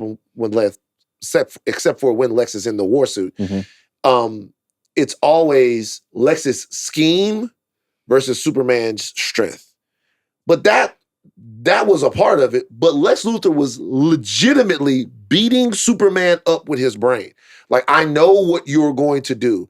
I know and I'm whooping your ass like I'm playing a video game with it. And so that to me was like a super, like the moment that happened on screen, the moment that I saw that happening on screen, I was like, oh, shit, that's interesting. He doesn't just want to beat him. He wants to fight him. Mm-hmm. He wants to fight him. And he really can't fight him unless he's inside of the war suit. Lex, Nicholas Hoult, Lex Luthor. How about it? I thought he did a great job. Loved it. I mean, people were saying, like, I got online after the movie, people were like, man, it's up there with Heath Ledger's Joker. Let's calm down. All right. Let's calm down. But he was really good. Like, again, he brings an intensity. And again, this is like partly a lot of Nicholas Hoult, but partly James Gunn. The scene where he's gonna like open the barrier or the portal again, because it might create a black hole, and that will get Superman here, and that's all that matters. That's what I have to do. I completely bought all of that. I bought his machinations that he really hated Superman. That when you talk about him fighting with his brain, 1A. Like that's the first move he wants to do. That's real hate. He just wants to punch the shit out of Superman in his face. And I bought it, and I felt that he hates this man. Again, it does the same thing. It does literally when Superman comes in, has a speech about being a human. He's like, I don't care. I hate you. Again, it's a little bit overserved, but again, it serves a purpose of this is a man who hates Superman with every single fiber in his being, and I thought he did a great job. I thought Nicholas Hoult was really, really good. I think what I liked about this Lex Luthor is I thought it was very funny that it's like the whole movie is like this felt like a 6-hour comic book. This felt like, you know, the Superman TV show where Lex is kind of like, we got to distract Superman. What do we got? Right. We got this little kaiju thing. It'll get bigger. Like now I do think that like you just said hat on a hat. I think my issues with Lex was more so I was just like, oh, Lex is a character and Nicholas Holt's portrayal is working so well. It was just more so like Lex was almost like a repository for James Gunn to dump everything into, where I was just like, the monkeys and the pocket universe typing on the computers, a little bit too much, a little bit too much dip on the chip, where I'm like, I get it, but I was like, I like Lex already. He's already kooky. The kaiju, a little much. Like No. The kaiju's fine. The bot farm is too real. That's nuts. That's actually happening. Let me tell you what I don't think what Gunn wanted to do. What he didn't want to do is give you a sparse Superman movie. No, yeah. You got a Superman in 2006 to where it's just very difficult to remember like what actually happens in the movie, right? Mm-hmm. Then you got another Superman that was like visually very appealing, but it just didn't seem like there was enough. It was just very muted in a way. Mm-hmm. He wanted to give you a lively Superman movie, and he just can't write 2 scenes in a row without making you laugh. It's just not a part. It's not a part of what he was doing. I don't think that it like derailed the movie. I had a really, really good time. My question is like, was this movie though like too much? And when I say too much, where it was like, did James Gunn? Because you brought up, did James Gunn trust the audience? There was. Part of me was like, oh, did James Gunn trust himself enough that like I was like, yo, within all this messy, chaotic movie, there's there's a real simplistic, heartfelt story. But like there is a part of me where I'm like, I don't give a fuck what Superman thinks about social media. And I think that we could have had a bit more. When I say that, like sometimes characters feel underserved, when you think he's a repository, what if we had gotten, because the character of Lex is actually like different. He doesn't really think of anybody as his equal, correct? Like he doesn't think of anybody as like somebody he can, no pun intended, let his hair down in front. He's a narcissist, yeah. Yeah, he's a narcissist. If we had a bit more of a like Lex talking to or at someone that he thought was his equal or thought that he had a scene like him, like Clark and Lois, to not only challenge his like reasoning as to why he hates Superman so much, but why he dedicates his life to this, that isn't just him saying it to Superman or him saying it to somebody who he thinks is an idiot or his like ditzy girlfriend or whatever. Instead, it's just like this, supervillain monologuing. If there was a bit more of a humanistic approach as to why he's scared of him, does that help or does that hurt? Fucking disagree. No. Like doing that with Lex Luthor is like explaining why Superman can fly. Like either you believe it or you don't. Sure. Like, so it's like if you put Thanos on screen and it's a big purple guy that you ain't never seen before because you ain't never read them comics, you have to explain why he's doing what he's doing. If you either believe Superman can fly or he can't. Lex Luthor comes in there, kills Superman now. I'm the smartest motherfucker in the world. You're not better than me just because you can lift more. That's it. It's that simple. We've done this. We've done fucked up situation with the daddy. We've done like these people think that they're gods. We've done it. We've done it over and over and over. All Jesse Eisenberg did was talk. He talked, He talked, and at a certain point, it was like, God damn, Lex, we get it. Like, you're not fucking with him. Like, you know what I mean? Like, it's like, I understand. Like, to me, there's got to be some of that, but that stuff has to be said to Superman. Sure. Like, it has to be said to him. Let me tell you why I don't fuck with you. Because really, like, as is portrayed in the movie, a lot of times, even Superman doesn't know. Superman is like, yo, what did I do to you, dog? Like, what's your thing? Like, what's your deal? Like, that has to be told, like, to Superman to me.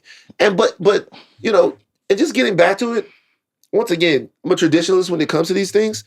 But if we really, really have to have a scene in the movie of why Lex Luthor doesn't like Superman, then we have to do an origin story then. We have to make the film an origin story. I don't think that's what I needed. I think the stuff about the movie that was like the too muchness just wasn't like the monsters and the villains or whatever. It was a little bit like, I think there is this push when anybody does Superman. This isn't a James Gunn thing. This is anyone, where I think the writers and the directors want to put their arms around every single societal ill that is affecting us at a certain time. So this movie wants to deal with, like, I do think that there is a Palestine, Israel, Ukraine, Russia thing. There is like social media and what's that doing to our brains? The fucking press. There is like every single just like thing that, like, if Superman was real, what would he have to face is in this movie. And sometimes I'm like, damn, I'm like, this is almost distracting from the one central spine that I'm really, really interested. Because I'm like, what was the one central spine, just for so the audience can hear you? Like, what was the one central thing you were interested in? I think the story of Superman basically like being at this inflection point in his superhero career where he's just like, I want people to consider me human and to trust in me, but there's no more trust in the world, is like the central spine. Now, how do you tell that story without social media? It's impossible. I think that social media is the one thing in the movie you could not have. Yeah. You could have lost the kaiju, you could have lost all of that. You could have lost any of that stuff. The social media aspect of it, you could have lost the geopolitics. That was the one thing you had to have. So and I think it is very, very like touchy at this moment where you say this entire world, this like comic book world is full of metahumans, but the only metahumans we really meet are American ones. And by the end of this movie, if like you're just following the track of what the politics of the movie are saying, is essentially like American superheroes should have the power to intervene in these conflicts, which I'm just like, oh, okay, sure. And then I'm like, yeah, but if like you're putting in something that realistic, I'm like, usually the people who are destabilizing these countries or giving them weapons are Americans. So it is just weird. So there's a couple of things I'm gonna point out. One, Superman has tried, at least on screen, on film, he actually tried twice. Nuclear disarmament, yeah. He did nuclear disarmament, Superman 4, Quest for Peace. Then there was another version of Superman that went, enough. You guys are fighting too much, and let me take care of it. And that was the Injustice Superman. Right. Yeah. So I think the conversation with Lois was about the fact that he was acting a little bit more like the Injustice Superman than he thought that he was. Right? Mm-hmm. He thought it was a save. Mm-hmm. She thought it was an action. Right? So he's saying, hey, that's a save. Because Superman does saves, he does actions. Save is, I move you out of the way of something. An action is, I beat up the villain. He was telling her that was a save. I just went to where people were going to get hurt, and I saved them. She goes, no, that's an action. She goes, there's a political happening, and you went and got involved. And when you take an action on foreign soil, there are a different set of standards that you have to adhere to. So it wasn't just a save. And the bad guy in this situation isn't just somebody that is robbing a bank. Even though, by the way, that's taking the law into your own hands as well, right? But That's also, illegal. and Lois, they do a good job. Lois is even saying, like, because you're a part of the conflict, there's a story on top, like under the story as reporters, where this guy from Baravia, like, you're just taking him at face value. And, like, I do think it's a strong part of the movie that it's Lois and it's Jimmy using journalism to be like, actually, how do we connect the plots of, like, Luthor wanting to be king of Luthoria and displace all these people and all that shit? So, and that brings me to one distinction that the end of the movie tries to make through a story standpoint, is this group of people is marching on this country. And those people then ask Superman for Superman's help. For Superman's help. Yeah. They put up a sign saying Superman. All right. They chant. They have agency in this, particularly after everything is known. They know that they're about to get ran over, and that's what Superman does. Mm-hmm. And by the way, like, yeah, he could probably take out all the arms and all the bad people over there. But really, a part of the character and a part of most of these characters is intervening when all the other guardrails have fallen apart. Is like, I expect you to follow the law and do good. I give you the choice to do that.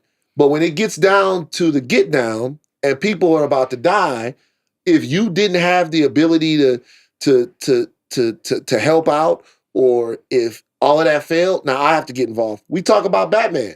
We talk about the fact that Batman, the Dark Knight is a fantastic movie, right? Why not just kill the guy?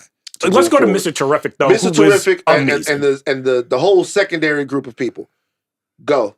I was shocked at how much Mr. Terrific played a role in this movie. I can make an argument that he was the true, and look, he had the best fight scene in the movie. I can make an argument that he was the true winner of the movie. Absolutely, he was the actual co-lead. James Gunn has a lot of Gunnisms, right? The gunniest thing he did in the movie is the scene where they show up at the beach and Mr. Terrific has his T-spheres and they're just going crazy around Lois, and he's got her in the bubble and the music is playing, and it's reminiscent of the fight scene in Guardians of the Galaxy 2 where Yondu is taking back the Ravage with the arrow. It's like very much in that same vein. And I'm in the theater and I like literally I'm sitting next to Van and I'm like, that's James Gunn. Like that's James Gunn. Man. Talk about Mr. Terrific? Yeah, that fight scene. That's James Gunn. Or even the joke about Lois calls them the T-circles. Like, they're the T-spheres. That's 2D. Yeah, it's 3D. Eddie was so just like magnetic and funny. And it was just like... hard character to get right, too. Yeah. Because usually in the comics, Mr. Terrific is very stoic. He's very stoic. He's is he the third smartest man? Third smartest man in the DC universe. Right. And he's always just kind of like... I don't want to say there's a lack of personality, but Eddie he's haughty, but he's funny and he's cutting and he has a moral compass. I thought that was amazing. I thought Nathan Fillion as Guy Gardner was really, really funny as well. Isabella as a Hawkgirl. I thought the Justice Gang of it took away from the Superman aspects of it, but in terms of just like what this universe could be in terms of its heroes, I was like, that was fucking interesting. Metamorpho looked cool. See, you know what? I actually expected them to be in the movie way more than... I thought the story was going to be about them. By the way, I'll say it again. This movie wasn't really about anything that I thought it was going to be about.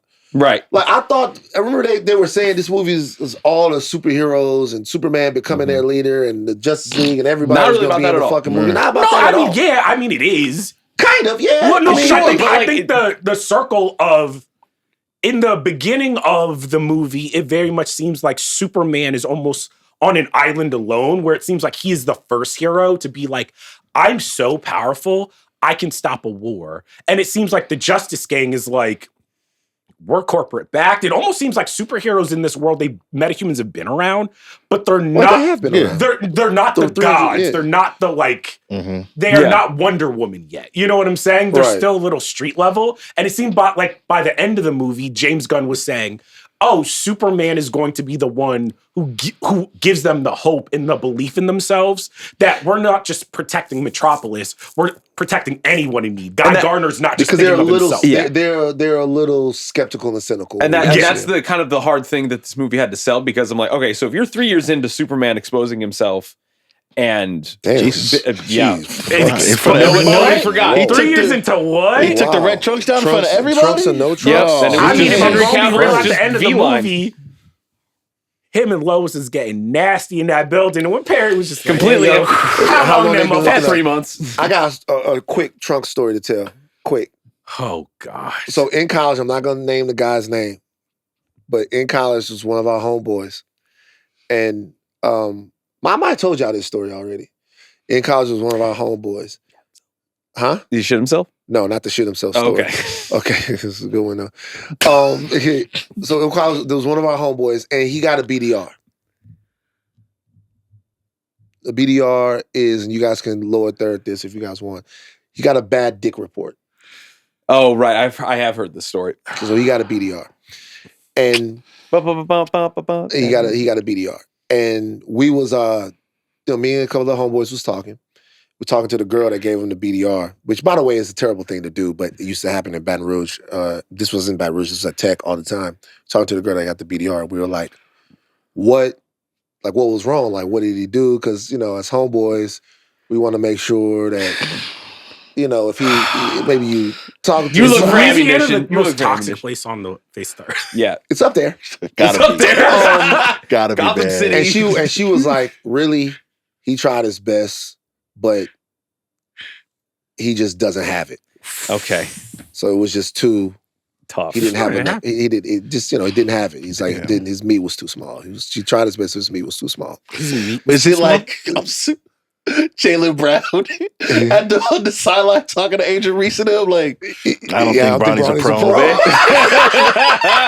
I don't think Bronny's a pro. Please don't tell me your boy had to show you the meat. And it was funny. No, this is what happened. It was funny because one of my homeboys, I will say his name is Justin. Justin was hilarious. Justin was like, God damn, the nigga didn't make no circles in it or something like that. And we was like, oh my God. He's like, he didn't make no circles. It was like, oh my God. So anyway, that happens. Christ. Let's say that happens one day. Then like the next week or the week after, we got all the girls in the room and we playing Mario Kart. And one of our homeboys makes a joke, and it's an inside joke, right? It's an inside joke. It was like, he said something, I can't remember exactly what he said, but the inside joke was, okay, this is what happened. Our homeboy left to go to this girl's apartment earlier. And he was like, yeah, man, one of the homies out to disappoint somebody else. And we all laughed. And then the girls giggled. And we was like, well, you don't know who we talking about. And they was like, yeah, we do. We know who y'all talking about. And we talking about so-and-so. And we was like, oh shit, she around there popping it like that? She telling everybody? And they go, no. It was like one day, we was in here getting drunk, and he took his pants off and he just had his drawers on, just his drawers. And I remember one of the girls looked at me, she paused the game, she went, no bump at all. And I was like, oh shit, no bump at all. So when y'all in these trunks, make sure you pay attention to the bump. The Superman I'm stuff. not on bump watch. Well, pay attention to the bump. Watch your own bump, because these ladies are watching. They had made this up in their minds. Superman. Just let them know. His bump is on display at all times. I think that's why he's on bump watch. Because James Gunn and David Corn said on all the press are like, man, what's the reason for the trunks? Like, I gotta make it, they look kind of silly. This and that. You gotta make it be approachable.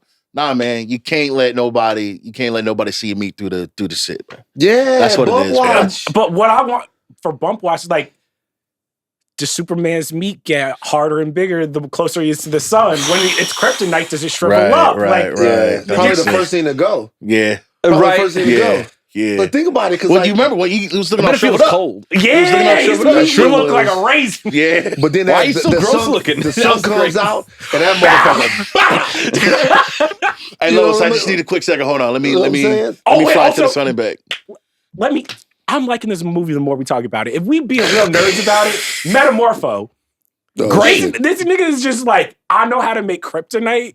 And then he's like, well, I can make a sun. I'm like, damn, you can't just make another kryptonite color? So here's like, so he doesn't. They don't know that, right? And so in my head, I'm thinking, okay, he's gonna make a different blue kryptonite, whatever. Yeah, like another kryptonite to make him strong again. No, he's gonna do nuclear fission in his hand. I don't which, understand. by the way, what? So, hold on.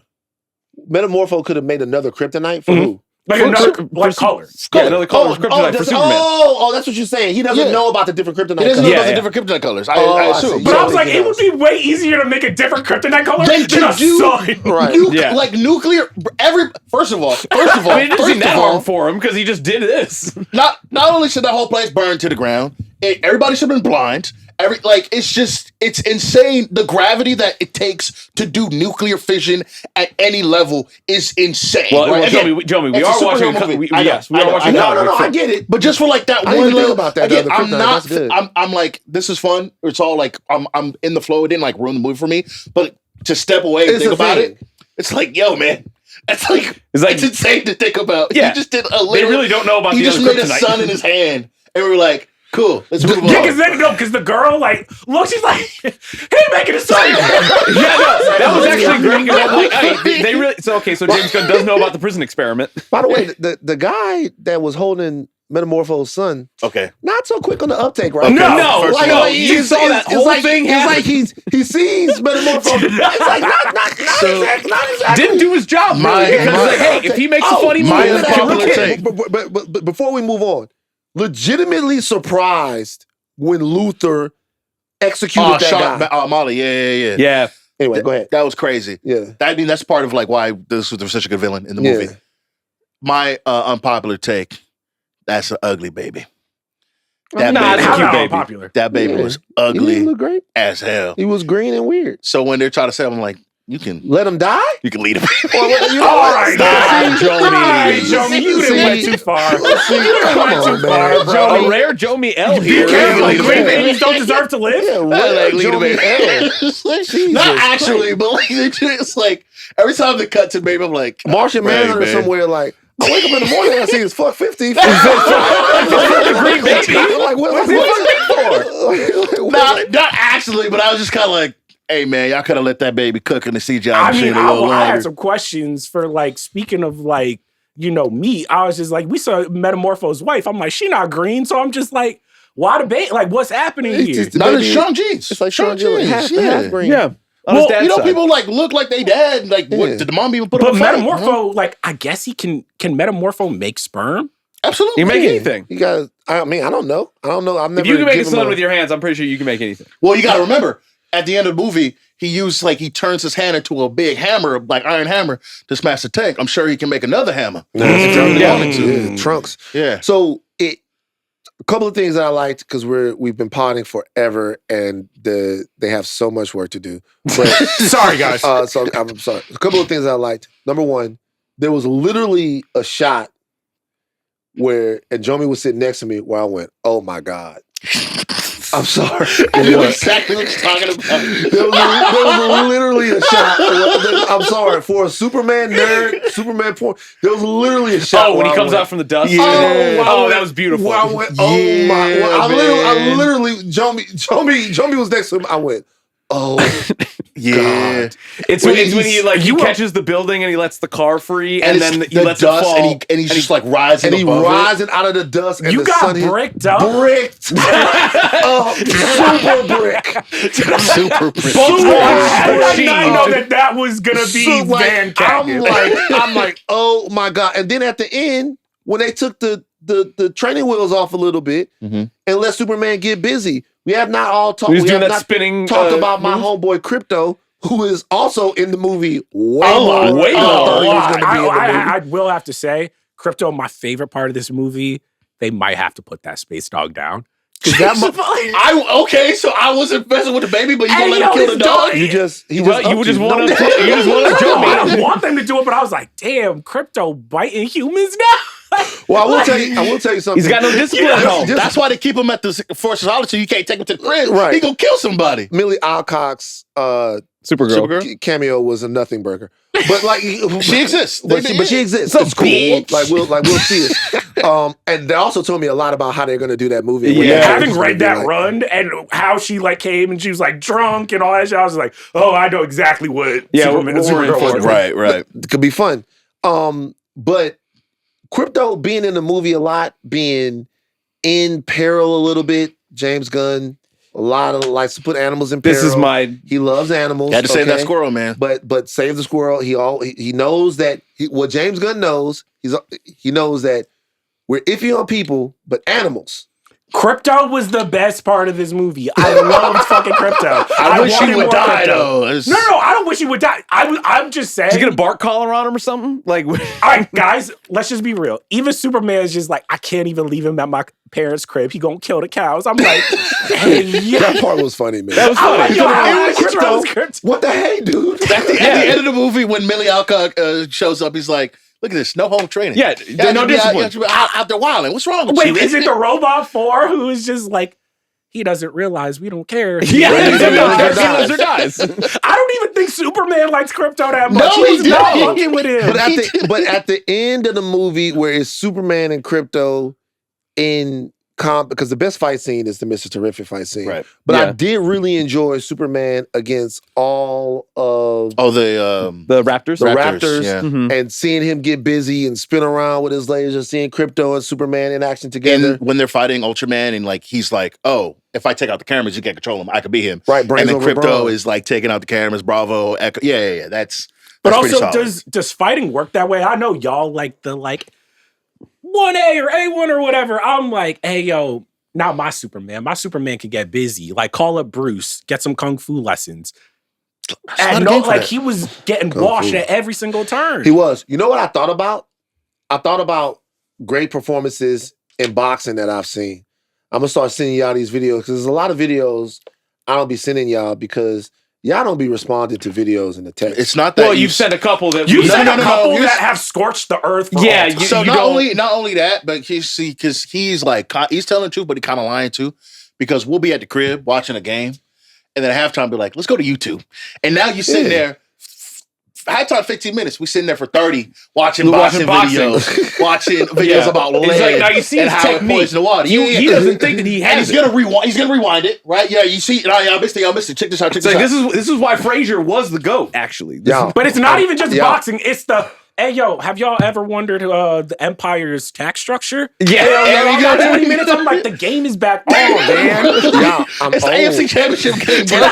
I'm old. These are the things I watch.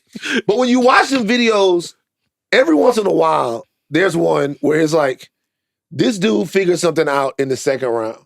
And then watch him continuously do this for the entire fight to where this other motherfucker does not pick up on it.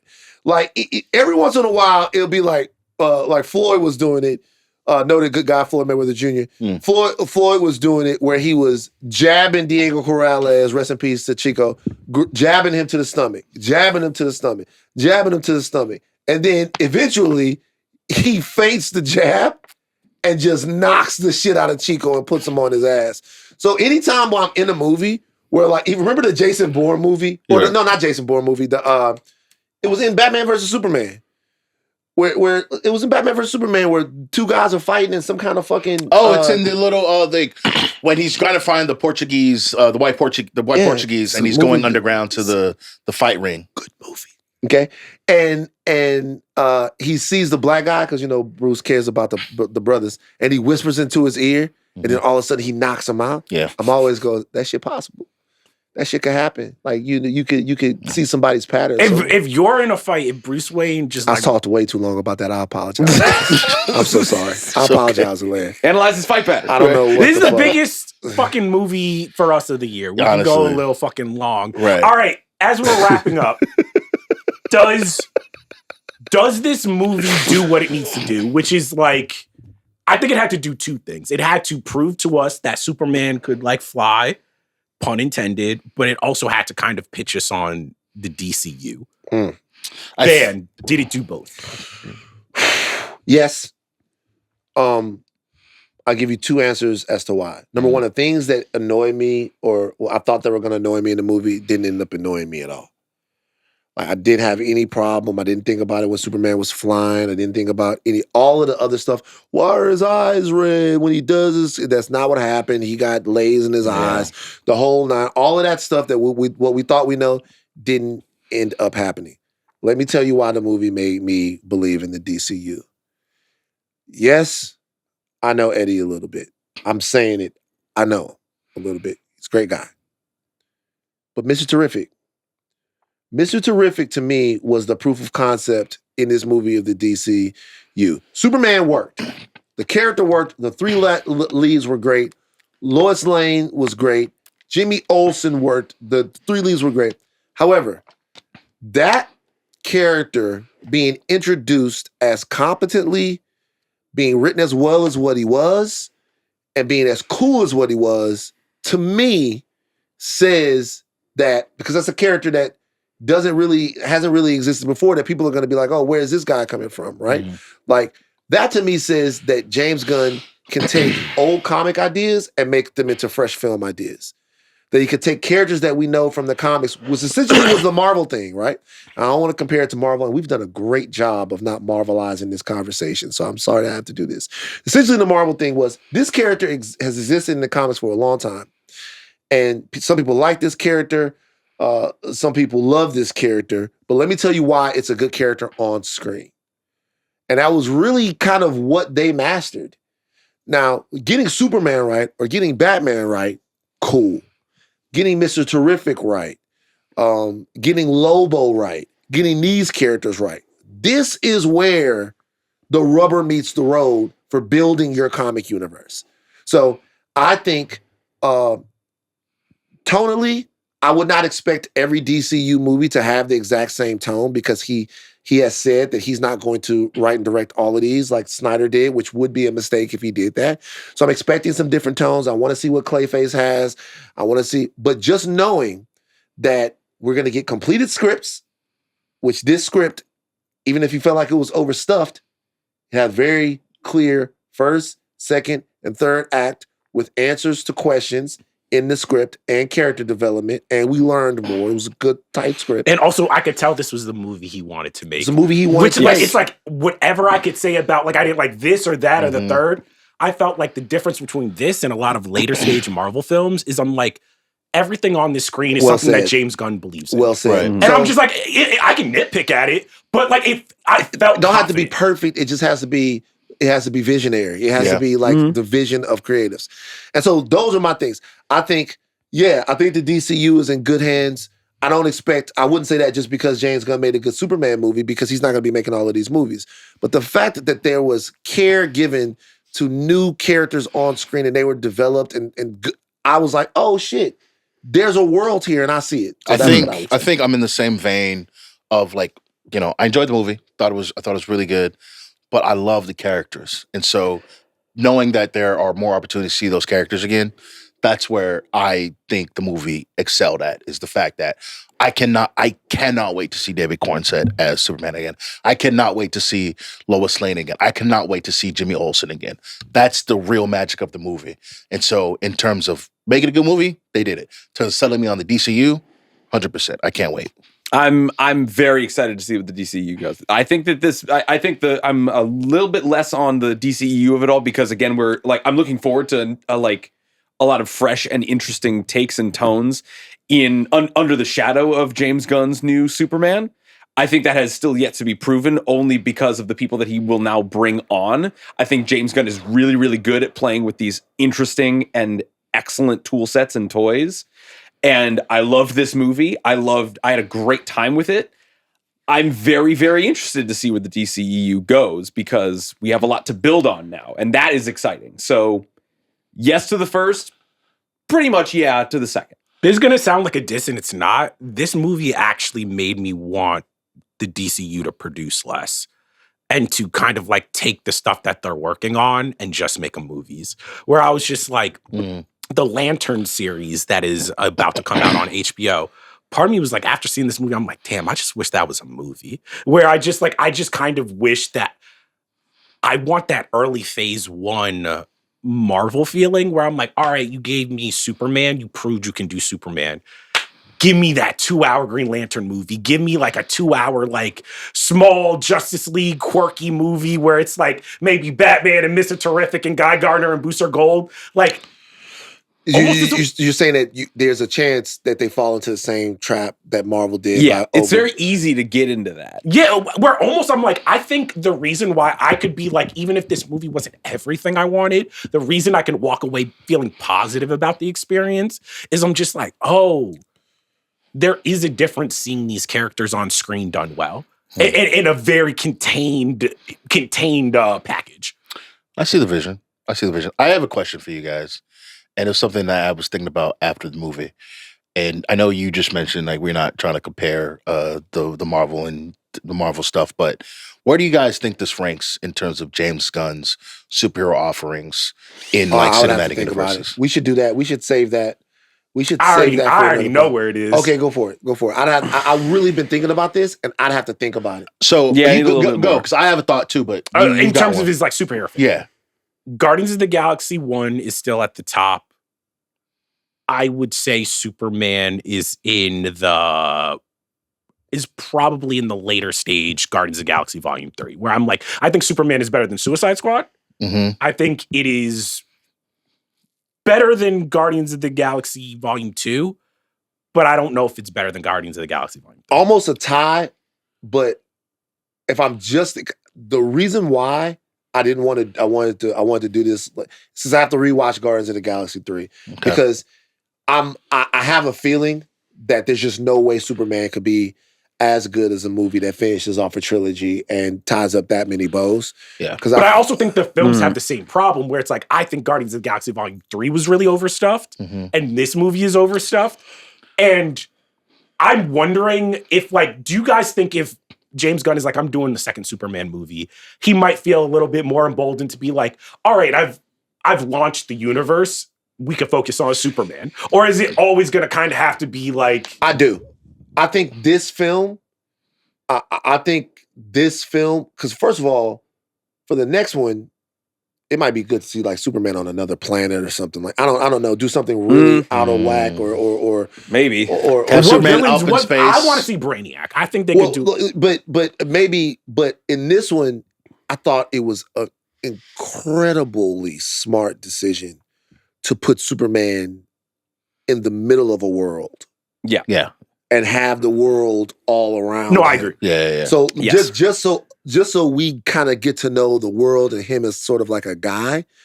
And maybe we get a more mature Superman next time, or maybe he's hardened or he's in some sort of peril since the stakes are set up. This one is it plays like a prequel almost. Like it's like there's this is Spider-Man Homecoming for Superman. Yeah. So yeah. Anyway, yeah. I think for me, and this is the thing I was thinking about when I was thinking about the James Gunn's like cinematic universe offerings. Obviously, Guardians 1 is 1. I think Guardians 2 is the last, is 5. And then you could kind of, depending on how you feel, man, you could kind of Superman or Guardians. Superman, Guardians 3, Suicide Squad, you can kind of put them in any order you want, depending on how you feel about Suicide Squad. They're all kind of the same movie, and what I mean by that is I'm like, they all, like, Gunn has, like, crystallized into what he does, which is just, like, there's going to be a lot of animals, there's going to be some cute babies, like, you know when the jokes are coming, and I'm just, like, when it works, and then when it doesn't, honestly, I mean this as a compliment, James Gunn sometimes makes a Family Guy episode where they're throwing so many jokes at the wall where I'm like, I'm gonna laugh a couple of times. Right. But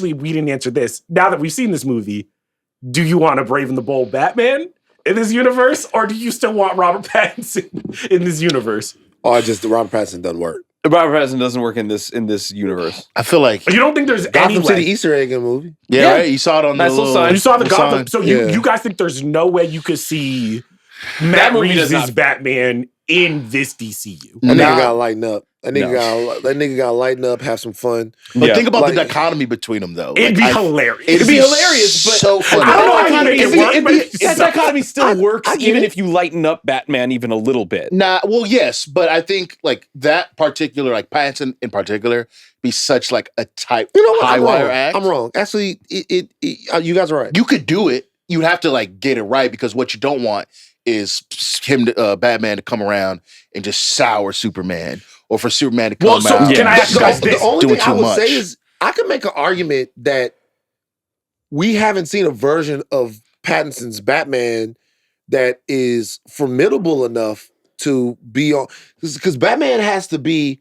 Pattinson's Batman is still feeling like a year 2, year 1, year 3 Batman, but Batman has to be the big swinging dick in the room.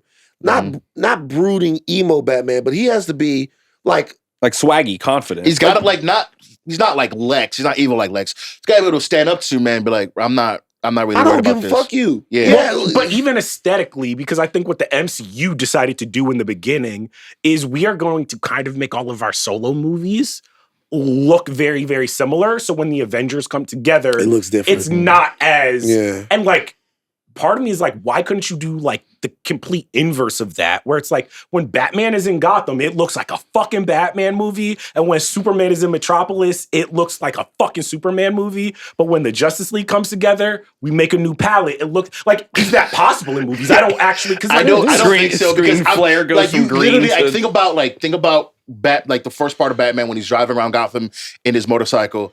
And imagine Superman landing there and like, hey man, y'all live like this. And then Pattinson going to that bright, beautiful Metropolis, and he's just sitting there in the corner, just like on the gargoyle looking crazy. You'd have to fudge it. I see the vision, but again, it's difficult. It's difficult. But it'd be so funny if like Superman just like descended to the hospital room when fucking Bruce was yelling at Alfred. Why you treat him like that? Why you treat your parents like this? Have some respect. Yeah. You think I got parent issues. Yeah. That man raised you. Okay. At least you like okay, you know what I'm saying? We don't get another Martha. You don't want to see Zoe Kravitz next to Corn Sweat? Man, you know what? You guys, I think it could work. The Batman gets better every time I watch it. It's great. It's a great movie. We gotta stop with the man. Better than The Dark Knight. The Batman is a 7.58 movie. I know, but it's a really good movie. But people saying it's better than The Dark Knight is crazy. It's crazy. I'm not there. It was harder for me to kind of. I liked it, but it was harder for me to get into in the theater. But it is a really fun watch at your crib. Honestly, if I'm gonna be, and this could lead us into the Midnight Meter, I think the Batman and Superman are almost like identical movies in terms of just like the things that make them great and the things that hold them back, where it's just like... The Batman was over stuff too. Yeah. No, and that's what I mean, where it's just like the thing that shit was 3 hours. No. It's because this movie, Superman, is 158 without credits. And it feels over stuff. Batman is legitimately 3 hours. Yeah. Right? It's a different type of over stuff. That's why I'm laughing. Time-wise. It's like that movie's stuff, but it's like you get out of there. Batman, you in there like, all right, for sure. Yeah. I'm supposed to go home at some point, you know, but you're right. All right, so we got to go to the Midnight Meter. Y'all know what it is. 1 to 12 ranking, 1 to 10, 1 being the worst, 10 being the best, 11 and 12 reserved for game changers. We're going to start with you, Jomi. Why start with me? Y'all started with me last time. Start with Steve. He's white. Steve, let's start with you on the Midnight Meter. Superman, where are we going? This is the strongest 8 that I've given in a minute. Okay. Right. Okay. Jomi? Jump? Yeah. Leaving the theater, my first thought was an 8, and then thinking about it, just all night and all day. I have not stopped thinking about the movie since I've seen it. Thinking 8 is where it's at. I think it has some high highs, and the stuff I don't like personally does not ruin the movie at all. I think the things that it does incredibly well, it sets up the DCU for success, and so I'm an 8. I want to give it a 10 really badly. I'm not going to. I'm going to give it a 9. Wait, what's holding it back from the 10? Because a 10 says perfect movie, just not a game changer. And I don't think I can go there. I'm going to give it a 9, but I want you guys to watch out for mulligans on this one. All right? So this is my score? Do you think this goes up? Watch out for mulligans. For me. For you. Oh, not down. Okay. Oh, it's not going down. You don't think it's going down? No. It's not going down. No. It's not going This is gonna be your new what do you call it? Matrix Resurrections. You come back in December. You come back in December like, guys, it's a 12. Stand by it. Movie's Stand perfect. I don't care what any of y'all say. I wanted to give the movie a 10, but if I gave it a 10, it would be on the fact that the movie gave me the Superman feels. Right. Mm-hmm. All right. And we haven't rewatched it. We literally saw it last night. Yeah. To me, like, this is going to be the most Mulligans movie ever. Because my score, I came in here like being like, this is the most 7 movie. Like, not 7 in the back, like 7 solid movie. Like, I think I gave Jurassic Park, like Jurassic World Rebirth a 7. Which, by the way, fuck y'all. We told y'all that Jurassic. Hey, we had fun. Like, by the way, we just like fuck y'all. We like that shit. I like that movie. I didn't know we were allergic to fun out here. Guess what? A lot of other people are liking that motherfucker too. You know that's we right. We like that shit. Come anyway. on. So, but here's the problem. Talking to y'all, came in at a 7, but I had so much fun talking about the movie and reminiscing. Kind of want to give it an 8. Ooh. And I think, you know what? If I'm going to be positive about this, because we have Mulligans, I'm going to give it an 8 for now. I need to rewatch it just because I'm just like, hey, yo, Chuck like Wagon. We really got to fine tune when it comes to Mulligans. Mulligans. Chuck Wagon. Come on now. It's Positive Chuck.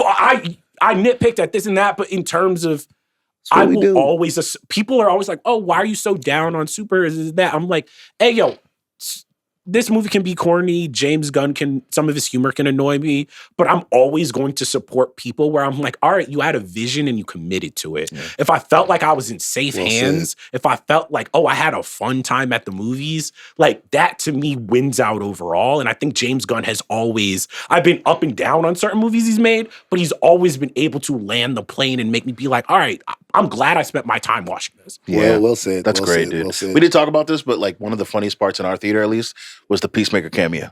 He's more popular than he might. He showed up, man. Hey, people must like Peacemaker a little bit more than we think that they do. I was very surprised. I didn't think anyone would give a shit, but people were happy to see fucking Peacemaker. I will say it was funny. I like Peacemaker. I do not like that show. I do not like Peacemaker. I didn't know John Cena had that in his bag, but you know who didn't really have the juice, which made me a little worried? Supergirl really didn't get nobody cared. It's like she came over from around the corner and it was crickets. I was like, nobody. A lot of game left, fellas. A lot of game left. I did like her little. She had a little thing to her. I'm interested in Supergirl. If we're going around like the Jor-El change, I do think it's interesting. If having read that comic, maybe this is a Supergirl who's a little bit like, fuck these humans. I'm off planet. I'm off world. I'm getting drunk. See, that could be fun. You know what I'm saying? Like, if she's the more like, no, I was a teenager on Krypton. Like, we better than these people. Yeah. I need me a harem. Like, I think that could actually be like cool because like that would make sense why she wouldn't train Krypto. She's like, why am I training my dog to try to protect these people? Like. They said harem a lot in this movie. That's like the one. That was funny to me. That was crazy. That's genuinely. Last thing I promise. Hashtag Superman harem. I liked it, bro. Top 5. Who do you think belongs in the Superman harem? Okay, so this one. So I've thought about this. Of course you have. Of course you have. Yeah, I have. Of course you have. Yeah. So if anybody in the is it anybody in the DC or any superhero? No. I'm talking about people in real life. In real life. In real life for the Superman harem. For real life. Real life. Okay, because you got to hit all that. Because if you're doing a harem and you're sampling the wares of Earth, right. So actress. Let's go actress. No. First I'm gonna go reality star. Reality star. Hudda. Oh, what? Why did I know you would do that? Oh, so now you're on Love Island. You're on. I don't think Superman's strong enough to deal with that big dog. Hell yeah, that's the first one. That's not the stepfather, but the father who stepped up. That's for Gotham, man. The man is steel. I don't think he's brave enough, man. You gotta the first pick for the Superman harem right now. Agree. It's gotta be Hudda. Has to be. Is it my days? Hudda. I said Hudda. Like is the first one. Okay. No, mama. So you said actress? Yeah, actress. We need someone from Hollywood. So you gotta go Zendaya. Zendaya. But here's the thing, because I was gonna say, I don't know if Hove was gonna like this. I'm like, can Beyonce and Zendaya be in the Superman harem? Nah, man. We can't have two black queens in there. Nah, Jesus Christ. Well, I wouldn't talk about Black Queen. I was just talking about Hollywood. I don't know how the can you imagine the black community basically being like, hey, yo, you stealing all our queens from us, Clark? So are we saying now that if we put this person, because I have multiple black women in the Right. It's gonna be it's more. This white alien can't take all our black queens. What? Right. So because we need Mr. Tourette. So then if we go athlete, Rakia Jackson. The Sparks.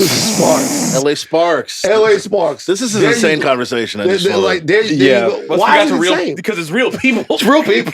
Porn star? A porn star for the right now? Yeah, from the harem. Willow Ryder. Look that up, John. No. Computer. If you guys don't know, you're gonna be super duper happy to know. And you put people on right now. Put people on game. Now we need a mover and shaker. We need a politician or like an activist or someone who could AOC. Fuck out of here. Fuck out of here. Fuck out of here. Cut his mic off. Cut his mic off. This is bullshit. Cut the mic off. What? No. But then you said it. You said there was a mover and a shaker. Here's the thing: all these people are in Jimmy Olsen's phone right now. You wait. I don't understand what's wrong. You said mover and shaker like a politician. AOC. That's perfect. That's a crazy dope harem right there. I was thinking like Lois Lane, Lana Lang, Wonder Woman. You know what I mean? Well, if we were doing the comic book version, Wonder Woman is the #1 overall pick. If we be Wonder Woman but can't be a part of nobody's Batman, fucking harem. Wonder Woman is the fucking queen of Themyscira. Whoa, Superman and Wonder Woman fucking hooked up in the comics already. But she gotta be. You can't put her in a harem. You know what I mean? If we don't talk about the harem. Well, no, but what I'm talking about is, let's say Jor-El in the second movie is actually alive, and he's like, "Son, who's your harem?" Yeah, where's your harem? What would be the harem in the DC universe that would impress Jor-El? It would probably be Wonder Woman. So then Wonder Woman. Catwoman, he needs to be like Batman. You don't know what to do with this. See, now you told me I was toxic. How? What? Nah, but the Catwoman, that's the homie's girl. That's the homie's girl. Batman don't want to put a ring on it. You don't want to put a ring on it. That's a situationship. That's supposed to be your boy, though. You can't go around and start having kids with your boy's girl. Come on. Well, I mean, but is this the Batman that sniped Lois? Yeah. See, the problem is, this is the problem with the harem. And it's an underlying problem. Superman don't really have no ladies like that, man. Batman you want to say Superman don't have hoes? I did. You know what I did? Bro, I'm afraid of Alea, bro. I don't know why Alea's opinion matters to me. So I didn't want to say it, but I guess after the. But you got to throw Poison Ivy in there as well. Well, that's what I'm saying, because like Superman doesn't have his own, so he's got to go to some of Batman. It's got to be Poison Ivy or just go over to Gotham, see what's up over there. So it's got to be some of them, right? And Wonder Woman. So it's Wonder Woman, Catwoman, Poison Ivy. Who are the last two? I would say, Lois, obviously, and Lana. Lois is getting in the harem. So no black women on the harem. Black women in these. How many black women superheroes are in the DC? Hit up Vixen? Like, hey, what you? What's like? I was actually gonna be like, they should have called Vixen to train Krypto. That sounds wrong. I don't know why. When you say it, that sounds crazy. Because that's her whole power. She got the amulet. She could be like. Also, she talk to animals. It is crazy though that the black woman, like, she don't really turn into, like, Beast Boy could turn into the animals. Yeah. Vixen just be like running on all fours. It looks insane. It looks crazy. Beast Boy actually could have been the dog trainer. Honestly, Beast Boy is a dog trainer. Actually, no. Starfire would be the last one in there. Starfire. Oh wow. Yeah. Or actually, Raven should be in there. Well, these are the Teen Titans. These are the Teen Titans. Yeah. No. We gotta age them up. The Teen Titans been 23 forever, but since our Superman 30, if they grow, yeah. He can, no, you said our Superman can't. If age gap, Jomi. Not if Superman's 30 and Starfire's 23, can he do it? If so, it's 7 years. If he was 23 when he met her and she was 16, And then they start shut up, dating. Jomi.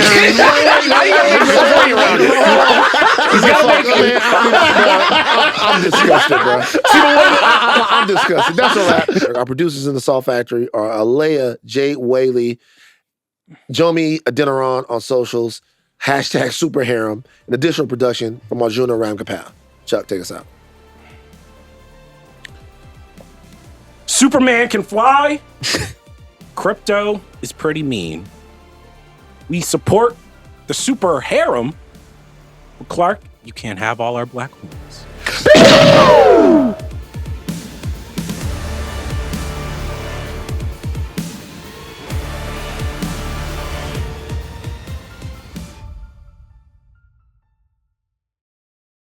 Yo, I got to get back to work, man. Video games been fucking me up, okay? Video games, I played a 14-inning game yesterday in MLB 25, the show. Nice. 14 What game? I mean, not what game, what team? Dodgers, Cubs. Cubs. They have a new fucking rule. I guess it's new, 2 years old. Yeah, ever since 2020, they put runners on second base at the beginning of the innings. And that really ratchets up the intensity. Yeah. You know what I mean? Yeah. I haven't been watching that much baseball, but I'm playing the game and it's like extra inning rules. And it starts off a runner on second. I'm like, I gotta think about every pitch. Sorry, wait, real quick. We had a take about this before we were sitting down for Superman about no hitters and people being dicks about being on base. Okay, yeah, real quick. So if you got, this was a baseball thing. Charles, you have to be the judge here. Do you know baseball at all? Not very well. I love going to Dodgers games, but not very well. I know about the rule changes you're talking about in terms of like you only have so much time to pitch and shit. Pitch clock. Yes, it's another rule in the game. Yeah. Sort of new, but so this is the thing. Back in the day, there was this pitcher, this guy who has great politics. His name is Kurt Schilling. Kurt Schilling was pitching a perfect game. Do you know what a perfect game is? Yes. Okay. So nobody had touched first base in any way, shape, or form. Perfect game. Very rare. Like what? Less than 30 in the history of Major League Baseball. Yes. No hitters. Also awesome, but less rare. About 326 of them since 1876 or whatever it was when the MLB started. Okay. The score is 2-0. It is the either the top or the bottom of the ninth inning. I think they were at home, so it might have been. So, oh my God. What? It's top of the night or bottom of the night. It's the last inning of the game.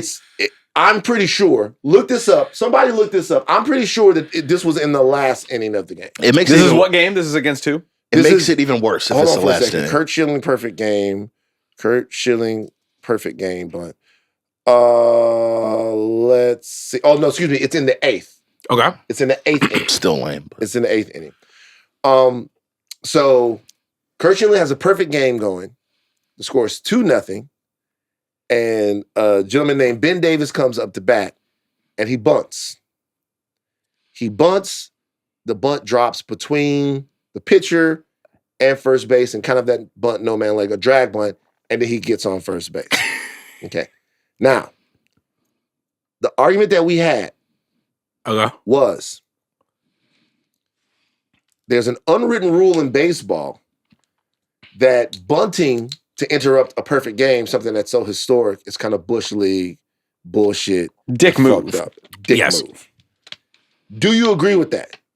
Do you agree that it's a dick move or it's a 2-0 game? You need a base runner to bring the tying run to the plate. You're trying to win the game. Do you think that you should get that base runner however it comes?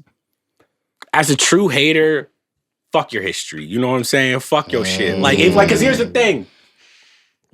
All we talk about now is winning, championships, winning games, how many games you won. It can't be both ways. I gotta help this man make history, but also if it's, I could see if the game was totally out of reach. That's what I was saying. I understand it was totally. If it was 7-0, I would be like, nah. It. Yeah, but it's 2-0. You gotta get on base. You need to win the game. You gotta get on base to bring the tying run to the plate. However you can get on base, get on base. Jomi says no. Jomi, you say no? It sound like a bitch to me. That's what it sounds like. That's insane. You just let somebody 2-0. win. 2-0. Go get a single, nigga. Get your bat out. I look forward to you being the catcher for the Anaheim Angels. In the world? With that mentality. Hell no. Be a man. Jomi was adamant, by the way. Stand up. Jomi, because we talked about it, Jomi was like, nah, man, that's bullshit, bro. That's some hater bullshit. I could see, and we looked up the whole thing. The time, we obviously didn't know what inning it was, but it's 2-0. If it's 2-0, then you get on base. You got, and there's a big argument, even still to this day. I saw a Reddit thread yesterday. The thread was so fucking wild. How many graphs on that? About people fucking pissed off. Because if you play the actual video, which I'm almost certain we'll break this clip out. So look at the look, if we can use it, on Kurt Schiller's face. He's so mad. When the guy bunts for the base hit and gets on base. Couldn't have happened to a better guy. Right? Ruin his perfect game. Couldn't have happened to a better guy. I'm looking at it like, dog. I remember when Shohei went for 50-50 in the same game, the opposing, the Marlins pitcher or Marlins manager was like, don't just intentionally watch pitch to him. Right? Like, I mean, I guess they were getting blown out at that point. It was like 14-3 or whatever. But at that point, you were like 6 for 6. He went 6 for 6. He was insane. With 3 home runs. What the fuck? So I would add. He was going crazy. He was going I crazy. would At that add point, rule. just pitch to the motherfucker. Yeah. You should be able to box after. Like, if you ruin, like, That's if kind you of a rule in bunt, like, baseball. it's like. You can fight in baseball. Like, Yeah. all right, cool. Like, I'm not even talking, like, I'm talking after the game, just mano-a-mano in the fucking parking lot. I got to see you. And that's fine. And then we never talk about it again. Right. Well, I will say this. These baseball fights can be high leverage. There was a brother Oh, dog. for the White Sox Yeah. Down goes Anderson. Down goes who Anderson. was one of the best players in the league. And he caught basically a lucky punch. A lucky punch and got straight dotted. Oh, man, and the photo's even better. Ain't been the same since, man. Remember when Jose Bautista got? Yeah. Oh, man. That Roughneck Odor smacked the absolute hell out of We also are doing Jose stuff like that. Bautista. Midnight Baseball Boys. Yeah. That's all post credits because we got to get